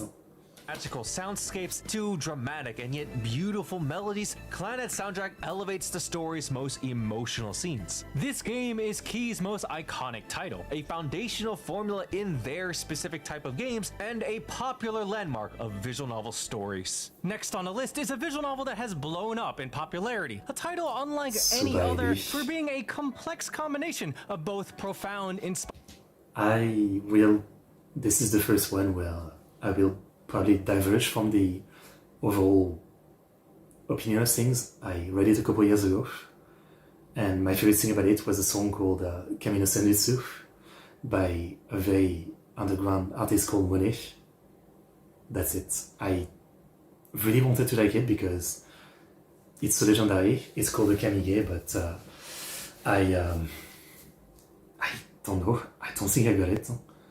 like early on, I was like somewhat enjoying some of the character, like this one, the twins, or the sister was it. But I don't know, like 10 to 20 hours in, I just felt like nothing interesting was happening, or then, you know, crazy things were happening, but I didn't feel like they had much substance. I really was disappointed with this one. Didn't really like it. Michan to Yamada-san is gonna be animated. Sad manga, ton of people claim they shouldn't because it's describing sex worker with disabilities. Why it shouldn't be adapted? That sounds like an interesting story. Yeah. Sounds like an interesting story, I mean, I would watch it. Inspiring philosophy and nauseating horror and dread. Ranking at number 12, Wonderful Everyday Down the Rabbit Hole or Subarashiki Hibi. Wonderful Everyday is one interesting visual novel through the way it cryptically describes the events of the story through the perspective of different characters. That's what it was, yeah. One day, Yuki Minakami witnesses a stuffed toy fall. Frankly, I won't lie, I barely remember anything about it, and it's only been a couple of years I read it, but I guess it's just what happens when you didn't really enjoy something. Yeah. Through the air, she goes up to the rooftop to investigate and meets a mysterious girl named Zakuro, who dropped the toy to test its aerodynamics. For what was a simple meeting was only the precursor to the next story to follow, as Yuki soon learns that Zakuro has killed herself. Rumors of her death spread all around. It continues to escalate until chaos fully... To be honest, I kind of liked when I said I really like that song. I do like the car design, I do like the art. I think that's some good music beyond just that song. And, you know, nice little bit of Yuri too. Erupts when one boy in Yuki's class proclaims This that fucking Zakuro's guy. death was the first sign of the apocalypse, stating that the world will end on July 20th through the event The End Sky. Reading Wonderful Everyday is repulsive, as it is uplifting. Feminist on Twitter is claiming, I don't want sad stories, but I know sad stories are meaningful. Sure. Just content full of disturbing and disgusting details, non-con explicit scenes, bullying, drug abuse, suicide, and more. However, the events depicted here are very strange, unusual, and surreal, to where everything you see on screen should be questioned. The psychological horror aspects come out in different ways through each character perspective. Yuki's becomes... I think that's one of the things I remember the most. Like at some point there's a kind of like mass, like Guro murder orgy scene or something. And at that point, there was already a lot of weird scene before that. And, you know, I have no problem with stuff like that. But it's more like, you know, the way it was presented, the way it was written, the length of it, and how I just didn't feel much about it. You know, I didn't actually feel like much other than like this is kind of boring. That's really like one of the scenes that just kind of made me think, yeah, I don't really enjoy this one. Increasingly haunting and unnerving. Zakuro's is suffocating in its horrific misery, and Takuji is pure delusional insanity. Those who are easily disgusted by those materialized said before should stay away from this title. And yet, it's all meant to further drive Wonderful Everyday's main ideas. Because despite its terribly gritty, despair-inducing content, it delivers something so unexpected. I don't know how they choose which to make visual novel, light novel or usual novel. I mean, audience, I guess. Like, what audience are you going for? Obviously. Yeah, I don't know. Unexpectedly uplifting, optimistic, and even life-affirming through those events. Only in Wonderful Everyday can you see violence and cruelty paired with immense depth and philosophy. The author, Skaji, loves to make references to classic literature and philosophers, Ludwig Wittgenstein, Lewis Carroll, H.P. Lovecraft, and so much more. Wonderful Everyday Maybe I'm not cultured enough to get it. It works as Skaji's own framing of Wittgenstein's core philosophy and ideas for the reader to understand and take away meaningful life lessons from. Now, important side note, if you do download the Steam version, it is very important to download the 18+ patch to obtain the rest of the game. Don't be fooled by the first 2 hours, as the visual novel will be drastically different after finishing the prologue, hence the chapter name Down the Rabbit Hole. Wonderful Everyday is a widely bold story that you can't experience anywhere else in fiction. And if you think you can stomach the content, I highly encourage you to give it a go. Next is... Yeah, again, I just feel bad. Like, when something is a classic, I want to like it, but this one, I don't know. Maybe one day I'll give it another try. I mean, I think I'd finished it. I'm pretty sure I'd finished it, but I just remember so little of it now. The title with one of the most outstanding transformations in the visual novel medium. A story that starts off as a goofy harem rom-com, but ends... Wait, so is it the first move, or is it alternative that they're listing? As one of the most critically acclaimed epics ever made, ranking at number 11, the Muv-Luv series. Oh, so the series, okay. Muv-Luv tells the story of Takeru Shirogane, a typical school student living an ordinary life with his childhood friend Sumika Kagami. However, his world is thrown into chaos when he finds a mysterious girl named Maya Mitsurugi sleeping in his bed one morning. And thus, this meeting sets up a fierce love triangle that will change the lives of these three characters forever. The first entry, Muv-Luv Extra, plays this completely straight rival. It is, when I first got into it, people were saying you kind of need to read it, and I did, and I will disagree. I don't know what the consensus is now, but I would say, I'm sure on YouTube someone made like some recap video of the first move level, and you should watch that. Like, even if it's just whatever, it's much more worth it. It's not terrible, but it's as generic of like a romance VN as you want, though you shouldn't skip straight to alternative. You should go to what's kind of like an add-on to this first one, Unlimited I think it was called, which is kind of like the prologue to alternative. But Move Love itself is just a very generic and not very interesting romance VN. And I personally don't think you really need to read it to care about what happens in the next one. Like a recap of the character and their stories there is enough. Girls, a dense protagonist, and adolescent chaos. It is deliberately over the top, and honestly, way more fun and wacky than it has any right to be. That said, it's also the part that makes people hesitate, due to its harem antics. But here's the thing, Extra isn't just a rom-com filler. Beneath the comedy, it's quietly laying the emotional groundwork. It reveals the insecurities of its characters and displays how fatal complacency is the moment things begin to change. All of that matters thanks to the events in Muv-Luv Unlimited. Here, Takeru wakes up to find his world in ruins. No love triangle, no school, just a post-apocalyptic wasteland and a UN military drafting him to fight the Beta, extraterrestrial aliens that have driven humanity to the brink of extinction. Muv-Luv, originally a harem rom.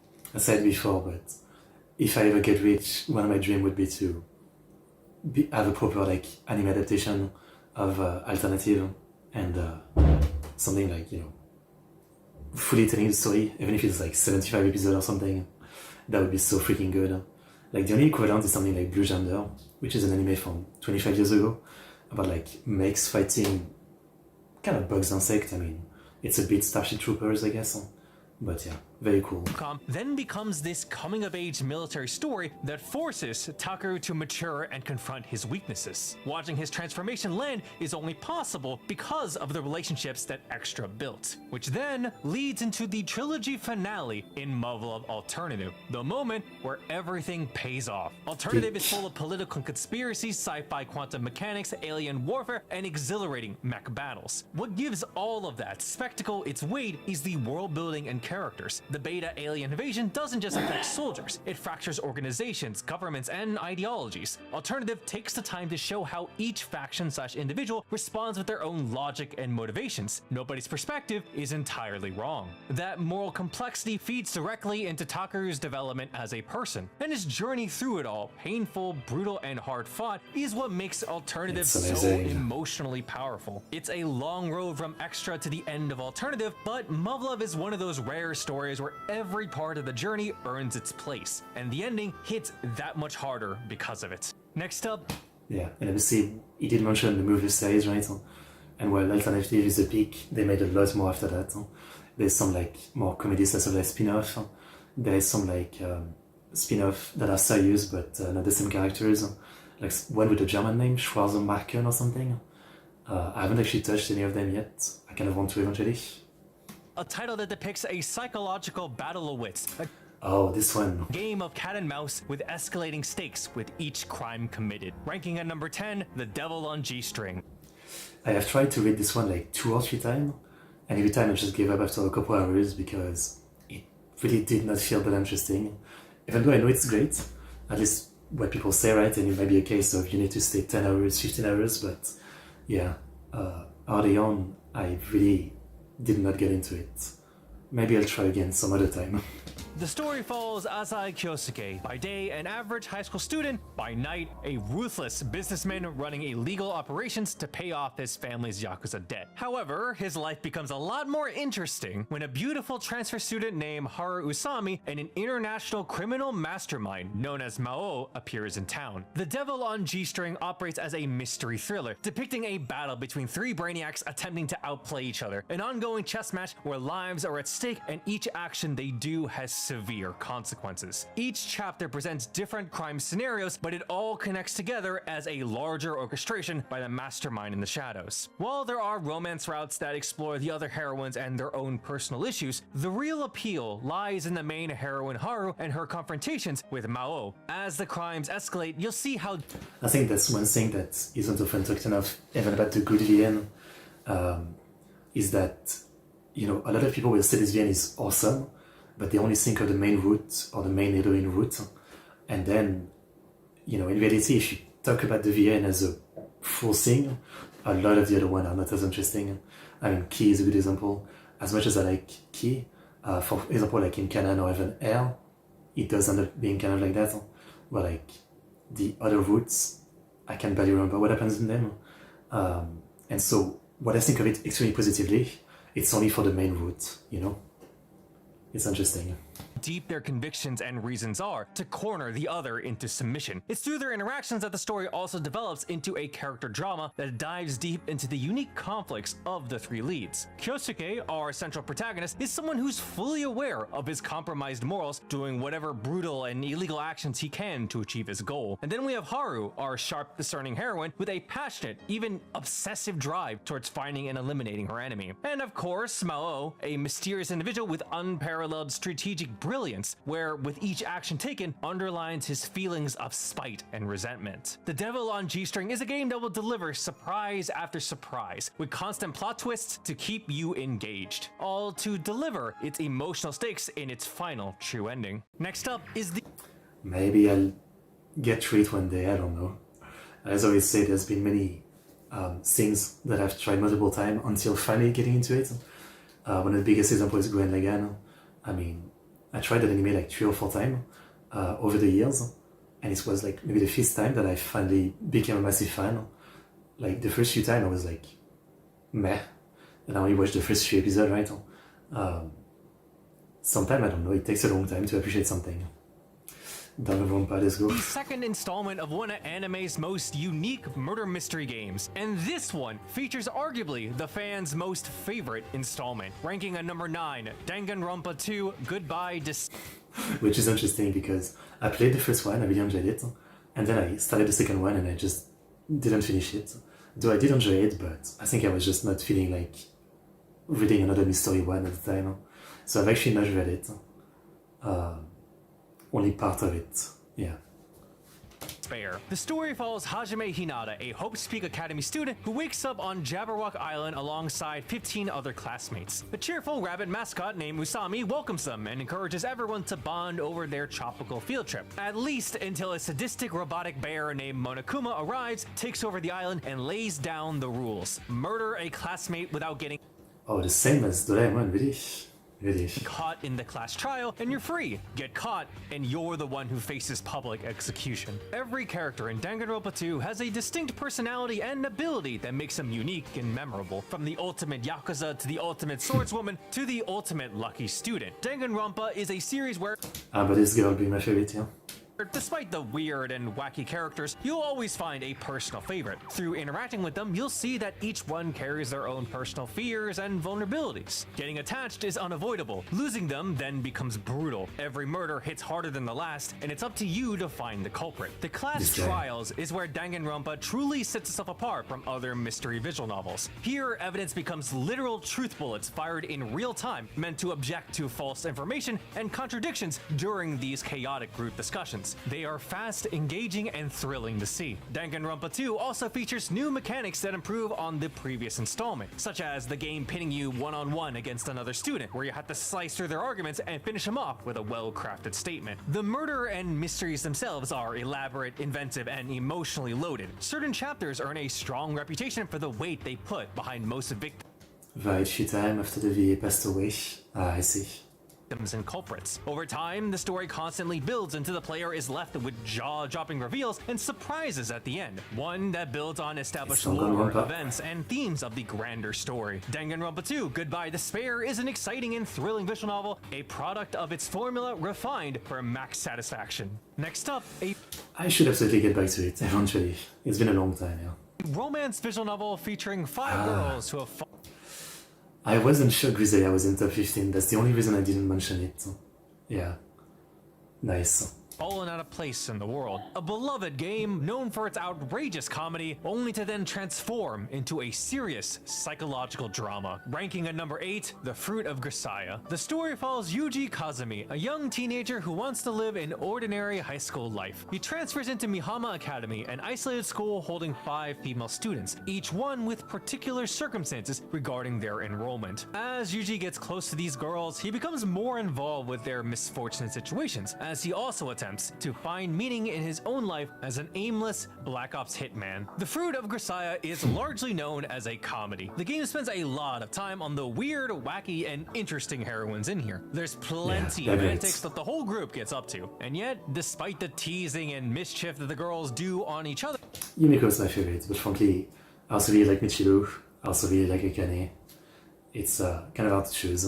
they deeply care for and are willing to support each other as shared brethren with troublesome pasts. Adding Yuji in the mix only increases the chaos, but his arrival also begins to create. I think that's one of my favorite things about it. Some people might say like the main character is so edgy I can't stomach it, but for me, I think that's one thing I like. Main characters with more personality. Yamato from Magikoi or Yuji from Grisaya, right? Is an edgy, like over-the-top soldier type, and that makes his interaction with the girls more interesting because they don't feel like your generic, like, you know, shy high schooler, self-insert main character that you usually play. And I think that's a big part of what makes Grisaya a lot more fun to read. Yeah. Change in the girls to overcome their psychological hangups. Their quirky habits and personalities are used for comedy value, yes, but they are after effects of the horrible events that happen in their lives. So horrible that these girls took what they learned from their incidents and then drastically overcorrected to protect themselves. It's a real gut punch when the story dives into their incredibly complex backstories. Of course, Yuji isn't left out on this too. As his attraction to these girls increases, he, on his own accord, gets involved in order to care for the girl he wants to protect, even if it means using the skills he restrained for the sake of living an ordinary life. Whether you enjoy The Fruit of Grisaya for its slice of life comedy or the serious psychological drama, there's always something to love about these heroines, to the point where every fan has their own personal favorite that they vouch for. If there's one murder mystery that stands, I've only read the first 2 though. I haven't read the 3rd one yet, and also like all the spin-off. Phantom Bullet, I think. Above all others in the visual novel medium, it's this iconic title. Ranking at number 7, Umineko no Nakukoro ni / Umineko. Some of you may know that 2 years ago I streamed it for basically a full year. It took so bloody long to finish it. Probably one of the most exhausting streaming thing I ever done. It was really something. When They Cry. The story takes place on Rokenjima, a remote island where the wealthy Ushiromiya family has gathered for their annual conference. The patriarch, Kinzu Ushiromiya, is on his deathbed, and his children and grandchildren have arrived to settle the question of inheritance. But when a typhoon traps everyone on the island, a series of bizarre murders start to occur, and at the center of it all is a legend as old as the Ushiromiya family itself. The legend of the Golden Witch Beatrice. Umineko no Nakukoro first appears as this classic inheritance murder mystery, but by its end, it's so much more as it crosses multiple genres. Umineko doesn't just ask who the killer is, it challenges the nature of murder itself. The story sets up an intense battle of wits between the protagonist, Battler. I was way too stupid to get any of it until the end, and after the end when I read a lot of explanation about it. I won't lie, I definitely was left out of getting a lot of the point he was trying to make. And yet I still highly enjoyed it for the character, the level of voice acting. I think this is probably to me like, you know, one of the greatest voice acting performances of all time for many of the cast members because it's 150 hours VN or something. It's insanely long. So you get like hours and hours and hours of every character. And the cast is like some of the most legendary seiyuu of all time. Everybody is putting on like performance of a lifetime. I mean, it's an insane project. And as I said, I absolutely love it. I love the characters, I love the idea, the setting.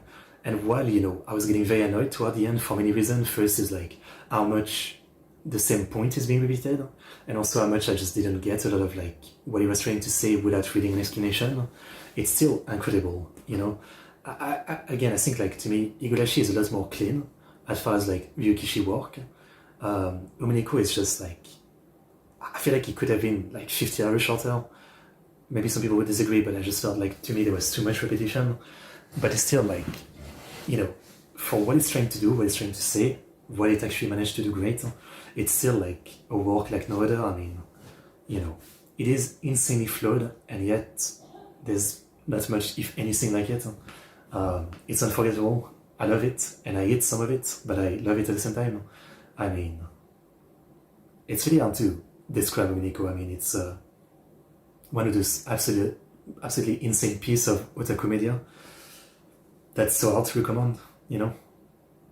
But it's quite something, yeah. And the witch Beatrice. And crucially, it invites the reader to play along. The logic puzzles are as ridiculous as they are compelling, and attention never lets up. Every time you think you've cracked the mystery, Umineko pulls the rug underneath you and complicates things even further. Of course, fueling all of this is an enormous cast. Every member of the Ushiromiya family and their servants carries their own motivations and secrets. It's crazy how memorable everybody is, like, seriously. Ryukishi is like a master at making character, that's really something. Trap them all on an island with 10 tons of gold at stake and death slowly awaiting them. It's exciting to watch as their true values and natures come out, making confrontations chaotic, thrilling, and emotionally cathartic. Amplifying every moment of that is all thanks to the music. Probably one of the most legendary soundtracks of all time, yeah? Seriously. Insane. Ryukishi07 calls his work sound novels for a reason. The music and sound effects here does some serious heavy lifting, swinging from hard rock to passionate piano pieces to trance dubstep, all directed to set mood and tension. What makes this even better is if you also download the 07th mod or Umineko project patch, featuring updated sprites, new backgrounds, full 1080p resolution. Once again, I would fully recommend it. I mean, if you want, you could read it in its original form with Ryukishi's art style, which is rough and no voice acting, but genuinely, like, come on.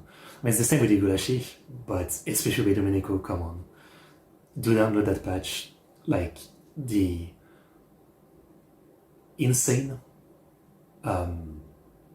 voice acting and amount of voice acting is really worth experiencing. And an excellent voice cast that elevates the whole experience. Umineko is a long, demanding read, but it's one of the most ambitious stories the medium has ever produced, and the payoff is absolutely worth it. Next up. But genuinely, like, big warning for that one. I mean, seriously, you need an insane amount of hours, dedication to get through it. And I definitely don't recommend doing it like me. Well, again, it was over a year because I would stream it, and I would stream it like a couple hours a week. That was not the way to read it. This one is definitely one of those that you should do if you have like a summer break or something and you plan to read many hours every day. This one did not feel good in some way because I was spreading it out so much, you know?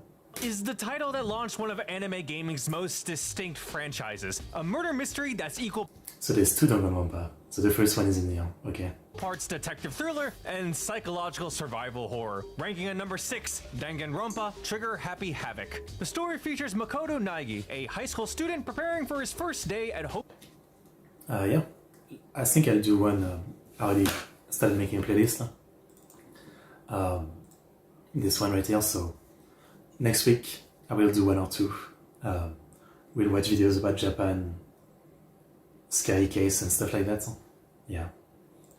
Peak Academy, a school that only takes the best and brightest talents. However, shortly after arriving, he and 14 other students suddenly lose consciousness, only to wake up and find themselves trapped inside a school by a sadistic robotic bear named Monokuma. They are then forced to participate in a killing game. Murder one of your fellow students without being discovered to secure your freedom. Get caught and you'll be punished with death instead. The cast and all of their interactions is what makes all of this work. Every character has widely different personalities, abilities, and motivations. Sure, they may get along at first, but as the situation forces them to their breaking point, you'll see the insane lengths they'll take to get out. After seeing these extraordinary characters and their bold personalities, it becomes very plausible that any one of them could actually commit murder. This then leads to Danganronpa's iconic gameplay to figure out the culprit. Rather than carefully cross-examining one character at a time, the class trials throws everyone into a group discussion/debate, a real-time argument where your collected evidence becomes literal truth bullets that you fire at people's incorrect statements. It is fun. It is a lot of fun. Actually, I think that I had first seen the anime, which are like not recommended. Like season 1 is 13 episodes to cover this game, which is like, 30-40 hours or something, right? It is so rushed, and the games are fun. I think the one thing that feels a bit, it's very much style in terms of like the characters, right? Like they are all tropes in a way. The ultimate high schooler, the ultimate delinquent, the ultimate student council president. Just from their name, you kind of know what to expect from them. I think that's a bit of a weakness sometimes, but it is so fun in terms of the style of it,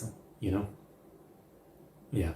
Fast-paced and frantic at times, but exciting too. Every murder and class trial is one jaw-dropping surprise after another. Plot twists are plentiful here. Even with people dying left and right, the story constantly builds anticipation, wondering if survival in this killing game is even possible. It's seeing these characters' determination and hope to break out of this school prison that will keep you invested. Danganronpa is one popular visual novel franchise, with multiple games, anime, and spin-off media. Its fanbase can vouch for how interesting this series is. Really, from its wacky characters to its murder mystery, this series is just one hell of an entertaining thrill ride. Next up, a highly rated and well-beloved visual...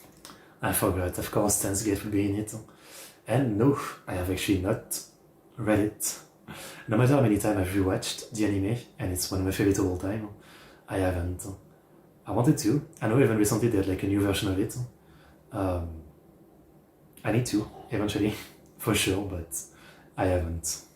Novel that's a fantastic combination of science fiction, comedy, romance, and thrills. One all about time travel. Ranking at number 5, Steins Gate. Following the self-proclaimed mad scientist Okabe Rintaro, he and his friends discover a method of time travel through sending text messages through a modified microwave. They begin to experiment, seeing how far they can go with their research. However, their actions have severe consequences, as they've caught the attention of the group known as CERN, an organization who's been sent to retrieve the time machine through any means necessary.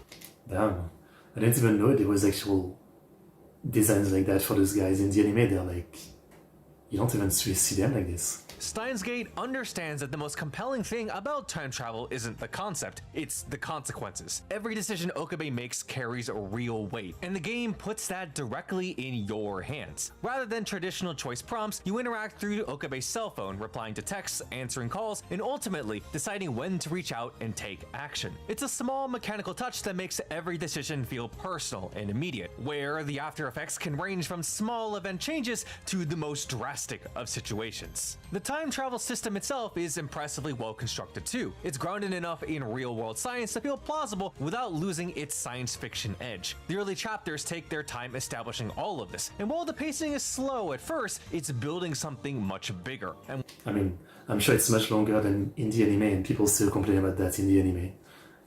Like they want the plot right away rather than establishing characters. Yeah, I really have to read it. Eventually. When the story shifts gears, you very much feel it. A big part of why that shift hits so hard is the cast. We have Kurisu, the brilliant and best girl, voiced by Asami Imai. Best girl. Stubborn genius, Mayuri, the earnest and warm-hearted childhood friend, Daru, the lovable hacker who rounds out the group's energy, and a few more. They're all genuinely fun to spend time with, and the more you get to know them, the more Okabe's burden becomes heavier. Because when things go wrong, and they do repeatedly, watching Okabe carry the weight of failure after failure is devastating. We are offered many different ways the story can play out, through the multitude of different endings. Most visual novels naturally do that, but in Steins Gate, see, I didn't even know there was different endings in it. Well, I didn't know there was a lot of them. I know there's the main one that the anime finished on, and then the supposed, that kind of like episode 23A that they have in the anime that leads to Steins Gate 0. So I thought there was maybe 2 endings max. Okabe's story is a countless struggle to overcome fate and achieve the perfect ending he desires, one that's both captivating and satisfying to watch. Steins Gate is an exceptional read and one of the easiest recommendations in the medium. If you've never touched a visual novel before, this is one of the best places to start. Next is a beloved classic, a romance visual novel that's moved and made an impact of an enormous amount of people since its release. I should have thought about it, yeah. Katara Shoujo would be in the top 15. Yeah. And definitely the only foreign VN, right? It's great. Definitely enjoyed it. It's been a long time since I read it, but it was beautiful. It's funny, earlier you were talking about like disabled girl, Soul, and this VN is exactly that. It's a romance VN about a guy who goes to a school for disabled people, and all the heroines are disabled in different ways. At number 4, Katawa Shoujo. The story follows Hisao Nakai, an ordinary teenager whose life changes overnight when he suddenly gets a heart attack. He survives, but the incident lands him at Yamaku Academy, a boarding school for disabled students, where his heart condition can be monitored. To him, it's an unfamiliar place, and yet he slowly gets accustomed to his new school through 5 special girls he grows close to. Katawa Shoujo doesn't rush past that discomfort. The early chapters do a genuinely good job of capturing the uncertainty and anxiety of his usual life being drastically changed. For a quick recap of the story of this one, if you guys don't know about it has one of the craziest stories, and I'm sure there's videos out there. So there was a doujin by a Japanese artist of Nausicaa of the Valley of the Wind, the Ghibli movie, well, before Ghibli, I guess, where at the end he made some kind of like, you know, disabled girl character design with the idea of making maybe a doujin out of it. But it was just like one page and it was never made. Then that page was translated like 10 years later or something and put on 4chan, you know, the Western site that's known for like degenerate conversation. And people eventually started getting the idea of making a visual novel with those girls as heroine. And it took almost 10 years for like a team of people to make the VN. And it ended up being actually great and, you know, respectful of disabilities and a beautiful romance VN. It's kind of a crazy story, yeah. And being dropped off at somewhere completely foreign to him. Things only continue to become more complicated as Hisao tries to measure his distance with the other girls and their disabilities. Katawa Shoujo handles all of this very sincerely. Despite their disabilities, the heroines are still motivated to achieve their goals in life. They aren't locked down and defined by their handicaps. They strive to live their lives in spite of their disabilities and hardships. Regardless of the different ways each heroine goes down their path, it's because of them that end up inspiring Hisao out of his depressing rut. Hisao learns how to grow and change himself, and naturally forms romantic feelings. It's a very emotionally moving story treated with tenderness, respect, and care. And the best part about it is that it's completely free. Katawa Shoujo is a legendary, life-changing visual novel to many people, and even to this day, it still stands as a powerful, heartfelt story. And one of the only Western VMs I've actually read, but it's big. This next title needs a little introduction.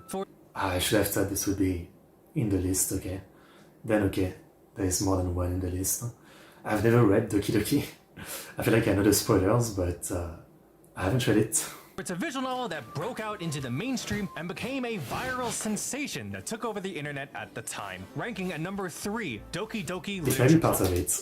On one side, I don't like the mindset, but I do have it sometimes of like, because it got so mainstream with normies, it kind of like keeps me from feeling like trying it, and I just keep telling myself, one day I'll do it. And it's been 10 years already or something.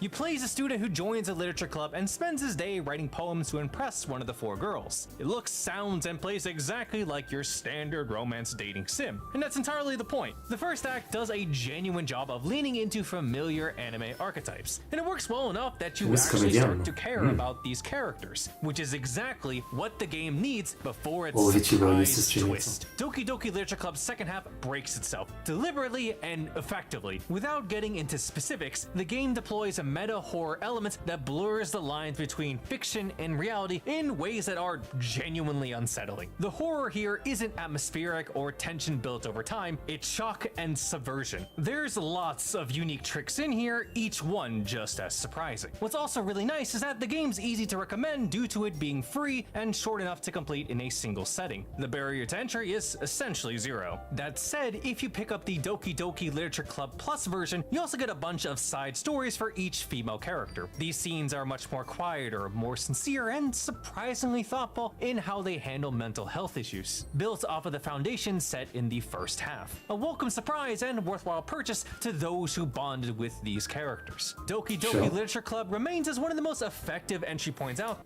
I need to read it, all I can say. I need to stop being lazy about it and actually read it. Especially because it's so short, yeah. there. It's a nice showcase of what the visual novel medium is capable of, especially in the realm of horror. To introduce this next one, very few visual novels have cast as long and dominating a presence over anime culture Oh, it is the origin of Kyukudarin? I didn't even know. as this next title, a fan favorite that launched one of the biggest franchises in anime to date, ranking at number 2, Fate Stay Night. The premise of Fate Stay Night depicts a battle of epic proportions, an all-out battle royale between 7 mages and their summoned servants, heroic spirits from ancient history and myth fighting for a chance to obtain the Holy Grail, a magical artifact that will make Another case of I haven't read it, but of course I want to, right? I've loved Fate Zero, Unlimited Blade Works. I've enjoyed other Fate media, but yeah, never read the original. any wish come true. Unfortunately, Shiro Emiya, one ordinary high school student, stumbles upon this war on accident and gets attacked by a servant. But just as he's about to be killed, he's somehow able to summon his own servant to fight and survive. What makes Fate Stay Night compelling isn't the battle royale setup on its own, it's everything underneath it. The cast is enormous, and every character has their own personal history, their own reasons for fighting, and their own vision of what they do with a wish granted. This combination of historical figures paired with modern-day magicians sets the stage for fierce interactions, where alliances form, ideologies clash, and battles are inevitable. And all of this is set in a very I can't find the reason to wake up, like you could have said. meticulously constructed world, blending elements of mythology, history, and modern-day society. The amount of lore and world building the author, Nasu Kaneko, has developed has become the fundamental backbone behind every work he's created, and the world of Fate continues to further expand through its large catalog of spin-off media, anime, manga, and video games. Of course, beneath that action spectacle and expansive world building, Fate Stay Night is a story that challenges the weight of ideals, what it means to be a hero, and what it costs. This may be a single story, but its identity as a VN is defined through its 3 distinct routes: Fate, Unlimited Blade Works, and Heaven's Feel, each one featuring a different heroine, a different approach to its themes, and a meaningfully different version of Shiro. That thematic ambition is a big part of why it resonates the way it does. If you want to understand where anime's biggest franchises was born and why it has made such an impact among deeply dedicated fans and anime culture, Fate Stay I'm actually unsure, like, what is number 1? Say Naruto? Definitely not Magikoi, I mean, we skipped at this point, which I'm very sad. Absolutely love Magikoi. No rounds, okay. But what is number 1? It might be Naruto. Night is where it all started. And finally, ranking at number 1, arguably the I'm actually surprised, though, that it's number 1. But maybe it makes sense, as you said, it was maybe a ranking by the most played, and Naruto is pretty short, so that helps. the most infamous visual novel out there, notorious for leaving its first-time readers horribly scarred, Saya no Uta. I don't think it's that bad, but I guess I'm used to fucked up media. But it's great. It's fucking great. The story follows Fuminori as he deals with the cruel, distorted reality he now lives in after being hit in a car accident. He sees the world as a living hellscape full of nothing but slimy intestines and hideous creatures. His only salvation in the world he sees is a young girl named Saya. At least, that's what we think. For when the perspective changes to Fuminori's friends, everything looks normal, showing us a glimpse of who, or rather what, Saya truly is. It's horrifying to watch as this broken man clings to and even passionately makes love to Saya, the eldritch monstrosity that she is. Does it matter? You know, this man just sees her for her soul, not for how she really looks like. He's a good man. The horrific acts they do in here is disturbing and repulsive, even with the sanitized version that removes the explicit content. And yet, despite all of that, they are a dynamic duo that deeply cares for one another, lone individuals that found each other in their isolated, distorted world. This viewpoint is what the visual novel shows you in order to make you, the reader, care for Fuminori and Saya, and the beauty, albeit grotesque, in their relationship. But at the same time, the story Music is never so so forgets good. about the other characters and their perspective. The resounding fact that what they are doing is truly messed up. That contrast in perspective is where Sayonouta is most interesting, as it forces you to choose the fate of its characters in its 3 final endings. What makes Sayonouta really nice too, beyond its premise and writing, is just how tightly constructed it is. The visual direction is striking, the soundtrack is deeply unsettling, and Gen Urobuchi's writing is clear and concise. The story I mean, this is the story that gave him the name the Yolo Butcher. This was before Madoka Magica, Fate Zero, Psychopath. clocks in around 6 hours. It's very Yeah, it's short, short. but very effective. Sayonouta stands as one of the visual novel medium's most iconic horror visual novels. I would even recommend it as a beginner visual novel, given you can deal with its horrific and immoral content and acts. Traumatizing, maybe, yes, but that itself, alongside its grotesque beauty hidden underneath, is the appeal for why so many people choose to read this. And that was the list of the top 15 Okay. most popular... Okay. Yeah, again, I mean, a lot of good choice. I've actually checked out most of them, which is nice. I mean, I've checked out 1, 2, 3, 4, 5, 6, 7, 8, 9, 10, 11, 15. Not bad. visual novels of all time. Let me know which ones you've read, how much you've enjoyed it, and which ones you plan on reading next. If you want more visual novel recommendations, check Good video. That was actually fun. I mean, I knew about all of them, but still, it was fun. I enjoyed watching this. A little recap like this is a good time. Yeah. Again, like Oda's couple years, like 3-4 years. The only one I've read was Umineko. You know, I do need to get back into the end, but I always say like eventually, right? And the thing is that most of the one I want to read tend to be like, you know, meaty one that are like 50 hours at least. And so it's such an investment, right? And I've already learned my lesson many times that with VN, I should never like read them in a way where, you know, I let days pass between reading. I should always like binge them basically. Yeah. The kanji is scary, Void Abyss Mystery. That fits in though, that fits in. Yeah. Good stuff. Alright, I'm taking a quick break before you continue. Give me 5 minutes, coming back.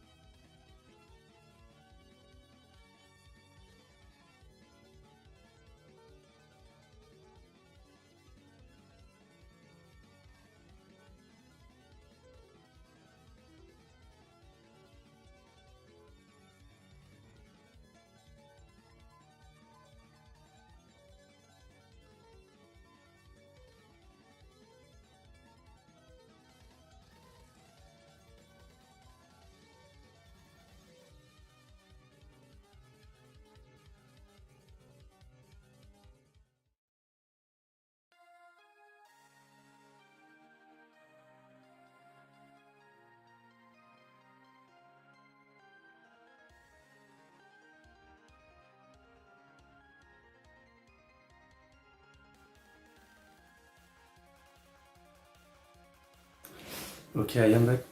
Sorry for the wait. It's hot. Okay.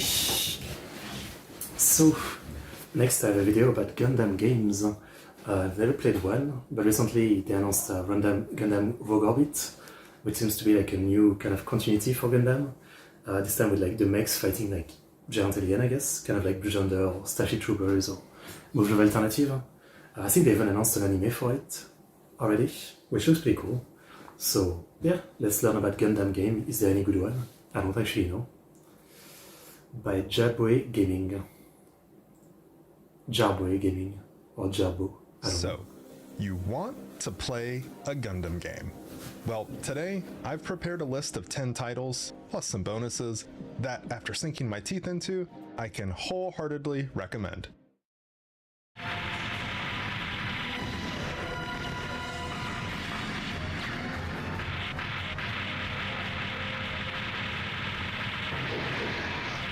Okay.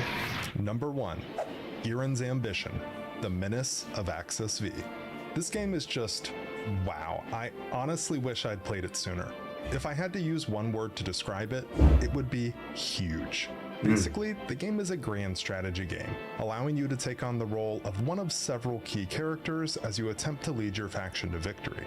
What you're looking at here is the PSP version of the game, which has a partial English patch available. Not everything is translated, but menu elements, pilot names, and a good chunk of dialogue is, making this something that should absolutely be on your radar if you're a fan of the franchise. Gameplay primarily revolves around researching and constructing new units, then strategically deploying them across the map, both on Earth and in space, to defend territory or launch offensive pushes. Actual battles consist of maneuvering units using a grid-based system and are considered won or lost when either you or the enemy occupies all the bases within a map, or when one party's units are completely wiped out. Notably, battles are only allowed to go on for a set number of rounds before ending, but they'll pick back up on your next turn, allowing you and the enemy the opportunity to provide reinforcements from nearby sectors. Tons of characters from the Universal Century make appearances, allowing for some pretty interesting scenarios, and for a 21-year-old handheld game, it doesn't look half bad. Come out! I guess it looks nice.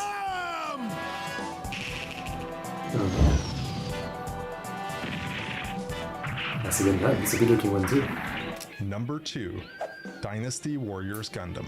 Yeah, I've heard that there's a Warriors game, Musa Game Gundam, yeah. I haven't tried them. I like Musa games, but I just, like, the concept doesn't sound good to me. In a sense of, like, in my head, the coolness of Gundam is make-on-make battle, but Musa game is like one versus many, so I don't know. On the complete opposite end of the spectrum, we have the Dynasty Warriors Yeah, Gundam games. this is what it is. If you've ever played a Musa title, you'll know what to expect. Hack and slash style combat. That tree doesn't look like what I would want out of a Gundam game, but I'm sure some people enjoy it. I do love Musa game, by the way. Earlier this year I played Origins, and man was it great. I can't wait for the remake of Tree.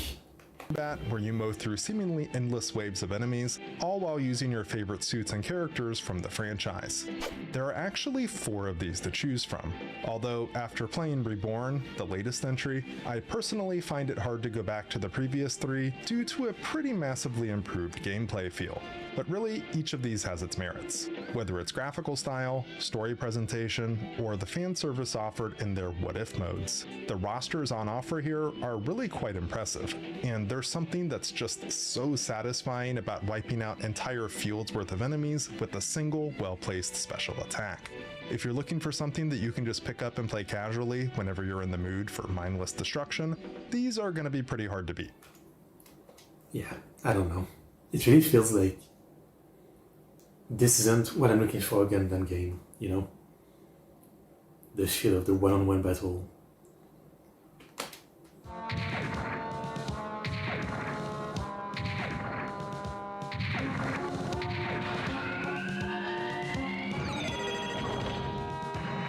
Number 3, Federation vs. Zeon, Gundam vs. Zeta Gundam.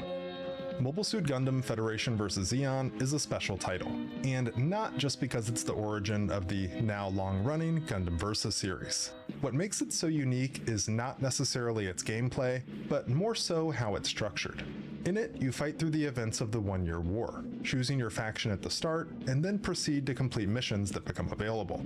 Things seem pretty linear in the beginning, but eventually things open up and branching mission paths become available. And the way it's all presented via a map of the Earth and surrounding space is just so unique. You test new prototype suits, unlock them, plus additional weapons, and even take place in major events that you'll recognize, like the scouting of the V Project in Side 7. Since damage carries over between missions, there's actually a bit of strategy involved.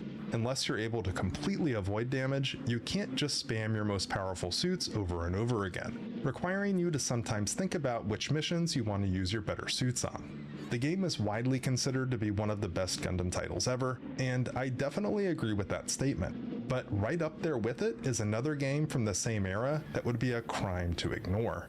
This one seems kind of Gundam nice. vs. Zeta Gundam. When it comes to core gameplay, Gundam vs. Zeta feels almost identical to Federation vs. Zeon. Where it really differs is its take on story mode.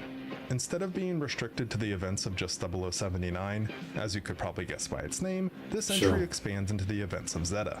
But what makes it so impressive is how it's structured. Instead of a linear approach where you choose a faction and then play through the story from there, Gundam vs. Zeta breaks its storytelling up by individual character into a sort of path system where you progressively move further and further into the UC timeline. As you progress, you'll encounter branching paths, where if certain requirements are fulfilled, you can alter the course of Gundam history. What if Lala survived? Or what about That's a very Musso game, like mechanic that I always really like. 4? What would happen if Amuro joined the AU, or Garma had never been betrayed? These scenarios and many more can all be played out, making this something that's a must play. Okay.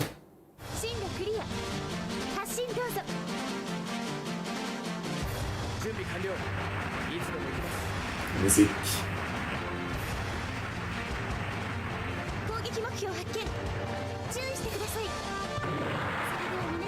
Number 4. Gundam Battle Universe. Gundam Yes, Battle please. Universe is another one of those titles that we, unfortunately, never got in English, and it's a damn shame. The game allows you to create a character and battle through multiple Gundam eras, ranking up and unlocking new suits along the way. It's honestly like a sort of dream Gundam action RPG, and with a roster that features over 200 playable suits, including the incredibly powerful Hi-Nu Gundam, it's one of the biggest I've ever seen in a Gundam game.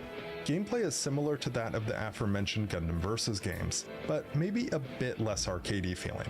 There are some really welcome additions here, like being able to swap weapons during combat, and my personal favorite feature, the ability to hold down the fire button to actually lead your target, increasing the chances of hitting them if they're on the move. I slept on this one for far too long due to it not being in English, but yeah, I can honestly say after playing it that this is an easy recommend. There's a patch. Shibu.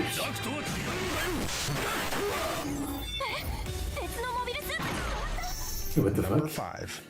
SD Gundam Battle Alliance. SD Gundam, I think I I know heard the you're name. probably thinking insta-skip, since it's an SD Gundam game, and I'll be honest, that turned me off from the game for a long time, but if you can move past that, SD Gundam Battle Alliance is actually a decent game, and it's very accessible, being available on Steam. I know there's like a lot of in the series of SD game and I don't get it. What is the point of this SD series?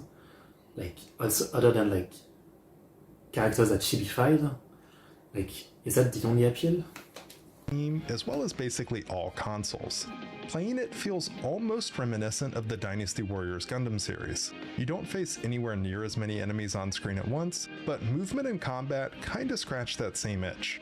The game is comprised of multiple acts of stages to play through, from multiple Gundam universes, each of which concludes with a showdown with some big baddie or enemy ace. There's a solid roster of suits available, each feeling unique due to their different attacks and a class system.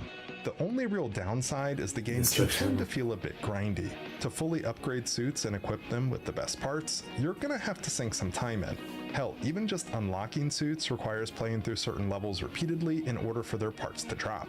But even with this, I find it hard to not recommend the game if you're just looking for some easy to get into Gundam action. Just wait for a sale. Jest die Leute sind missing.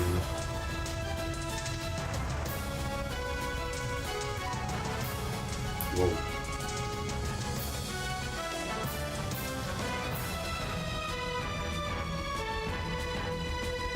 Number 6.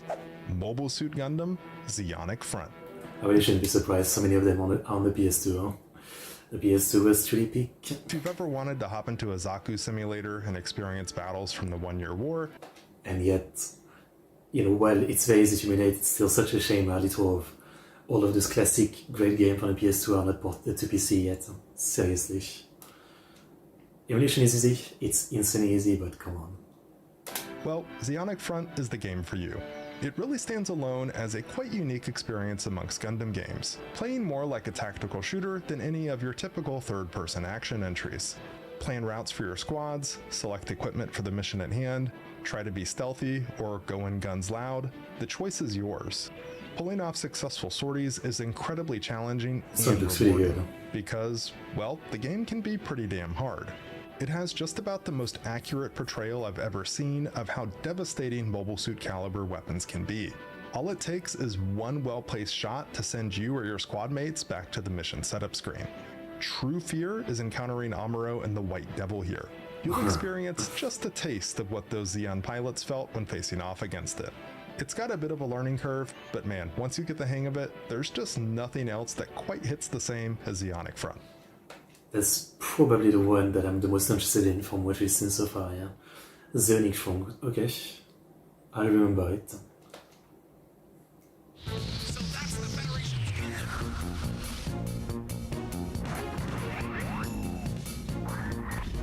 Megalon Bio.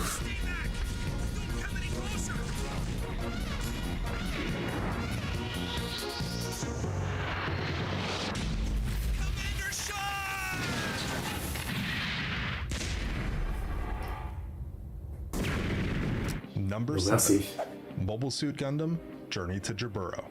Journey to Jaburo was the first Gundam game I ever played, so I may have some bias with this one. But still, when I play it now and try my best to look at it as objectively as possible, it still stands out to me as a very solid entry, particularly when it comes to storytelling. The game is a fantastic way to experience Amuro's battles on Earth, and is presented in such a way that even if you had no prior knowledge of the series, you'd leave it with a pretty damn good idea of what was going on. Sure, its gameplay feels a little clunky by today's standards, but if you spend a little time with it, I think it'll grow on you and maybe even help immerse you into the feeling of controlling a giant mech. Plus, in addition to the main story, the game has a separate mode called Tactics Battle, which allows you to play through several missions using either Federation or Zeon suits. You can experience what it's like to pilot Char's Zaku 2, or even the Gundam Alex or Blue Destiny. Okay.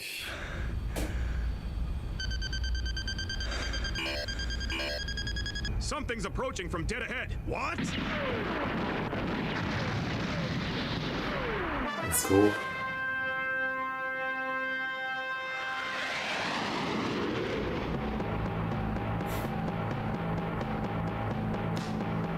Number 8. Mobile Suit Gundam PS2 Encounters in Space. Encounters Encounters in Space is really the spiritual successor to Journey to Jaburo, and I would have preferred to group them together on this list, but their gameplay is just far too different from one another to do so. Story-wise, the game picks up essentially right where Journey to Jaburo leaves off, just as the White Base is leaving the atmosphere and preparing to head to Side 6. It covers this all the way up to the end of the One-Year War, and just like the previous game, it does an excellent job at covering the events of the story.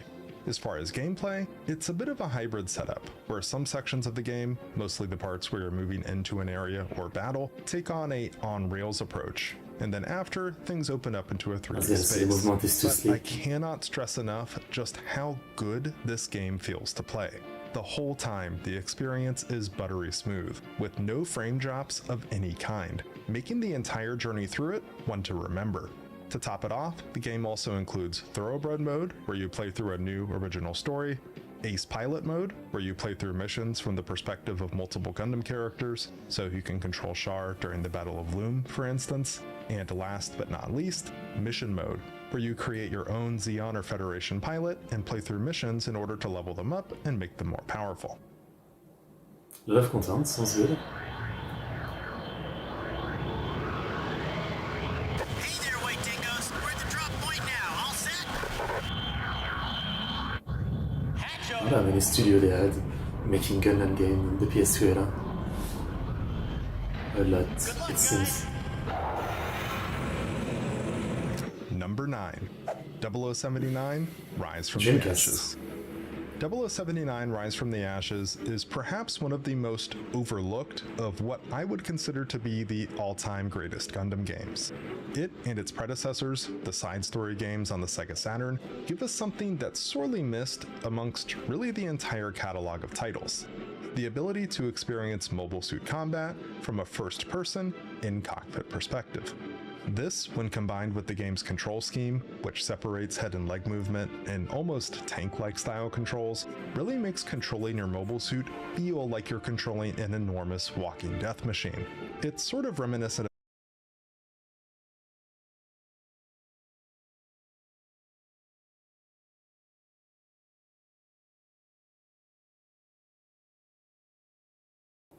Sorry, I was muted, I just realized. I was thinking I really like the cockpit view, and wasn't there a game on the Xbox maybe? Where you needed like an entirely separate controller to operate it, and it was a make game in the cockpit like this? of MechWarrior in a way, which makes this entry feel much more like a Gundam simulator than game. You chat with allies before missions, choose appropriate loadouts, command squad mates. It's a great, even immersive, you might say, experience, and playing through the entire thing can be done in as little as 4 to 5 hours, so it's a relatively small time investment too. Oh, and there's also a bonus level where you can face off against a simulation of Amuro, if you like experiencing pain.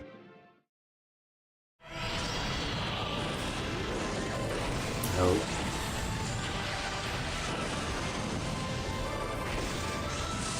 Wow.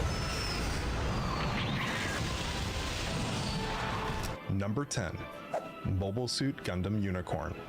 Last, but certainly not least, is Mobile Suit Gundam Unicorn, the From Software Gundam game. Did not know there was a thing. Though I know they also make the Armored Core series of mecha games, so makes sense, I guess. Regardless of how you feel about Unicorn as a show, I don't think anyone can deny that FromSoft delivered an absolute banger of a game here. The fact that this didn't release to Western audiences is basically a crime against humanity, and it gives us just a tiny taste of what a modern FromSoft Gundam title would look like. Beautiful They could do it, maybe? presentation featuring just about some of the best visuals I've seen in a Gundam game, combined with sound effects and an OST that seem to be ripped straight from the anime. The gameplay doesn't disappoint either, although being a FromSoft game, it can actually be a bit challenging, but it's not too crazy. Mission layout is is this set up in a longer way shower? that's not too dissimilar from Gundam vs. Zeta Gundam, where things are broken down by both year and character, allowing you to play through missions from multiple characters' perspectives. This is expanded upon further if you include the game's DLC, which include extra scenarios like facing off against Char or Amuro. The real highlight though is Custom Cast Mode, a game mode where you can use the equipment and pilots you've unlocked to play through additional sets of missions. You bring multiple allies, including a captain and ship with you, which is really an awesome addition. If you haven't already checked this one out, definitely do so. It's another must-play in my opinion. There you Okay. have it, 10 Gundam titles that I think are worth checking out. There are a couple other honorable mentions that I didn't include, which I'd like to call out though. It does seem like maybe the shame in all this is that the last, like, it only goes up to the PS3, right? Like, last 15 years, I guess, didn't have any great Gundam game. And the new one, Rogue Orbit, even if it's good, it's probably not going to be satisfy Gundam fan in the same way because it doesn't seem to be mecha action, more like mecha monster action. There's MS Saga A New Dawn, which is a pretty hardcore Gundam JRPG. It's a fantastic game, but I realize JRPGs like this may not be for everyone. There's also the PS1 games, Zeta Gundam and Char's Counterattack, which are both sorta hidden gems in my opinion. And then lastly, there's Battlefield Record 0081, apparently an outstanding title that I've only just started to get into. I just haven't put enough time into it yet. What I have seen though is very promising. It reminds me a bit of Gundam Crossfire, but better in just about every regard. Look out for a full review of this one in the future. Let me know your thoughts down below, and if you made it this far, consider subscribing. Thanks for watching. Until next time. Okay, well, nice video. Frankly, again, I've been very far from like seeing most Gundam shows, but all the one I've seen, one that I think would be pretty sick would be some kind of like Gundam style Vietnam war game for I'm forgetting the name. 18 Team, yeah. The one that takes place on Earth and is a bit like Gundam Vietnam War. Like, that would be really cool. I think a game of that one, you know, maybe with a mix of like, you know, sometimes you pilot your Gundam in some mission, and sometimes you can actually get out and it's more like a first-person shooter as you have to do like jungle infiltration and some like on-foot mission. Could be interesting. Probably would never happen, but could be interesting. As I always talk about, I mean, there's so many anime and manga franchise and IP that I feel like I have a great idea for a game, and I'm sure everybody feels like that. But then most of the time we tend to get a very cheap anime game. You know, it's a very well-known fact, right? There's so many things that could make so much better game if they actually got a decent studio to do it with a decent budget, but most of the time we get something that's serviceable at best and laughable, you know, at worst. Okay, good video, but yeah, we'll leave it at this one for today. It was a fun stream. We'll watch more videos like this eventually, but yeah, next week I think I'll do some horror video stream. You know, it's summer, let's get some chills. So, looking forward to it. Do check out the video we checked out today with the links in the description. Like, subscribe, comment, and I'll see you guys next time. As always, ExoticBankai. See you.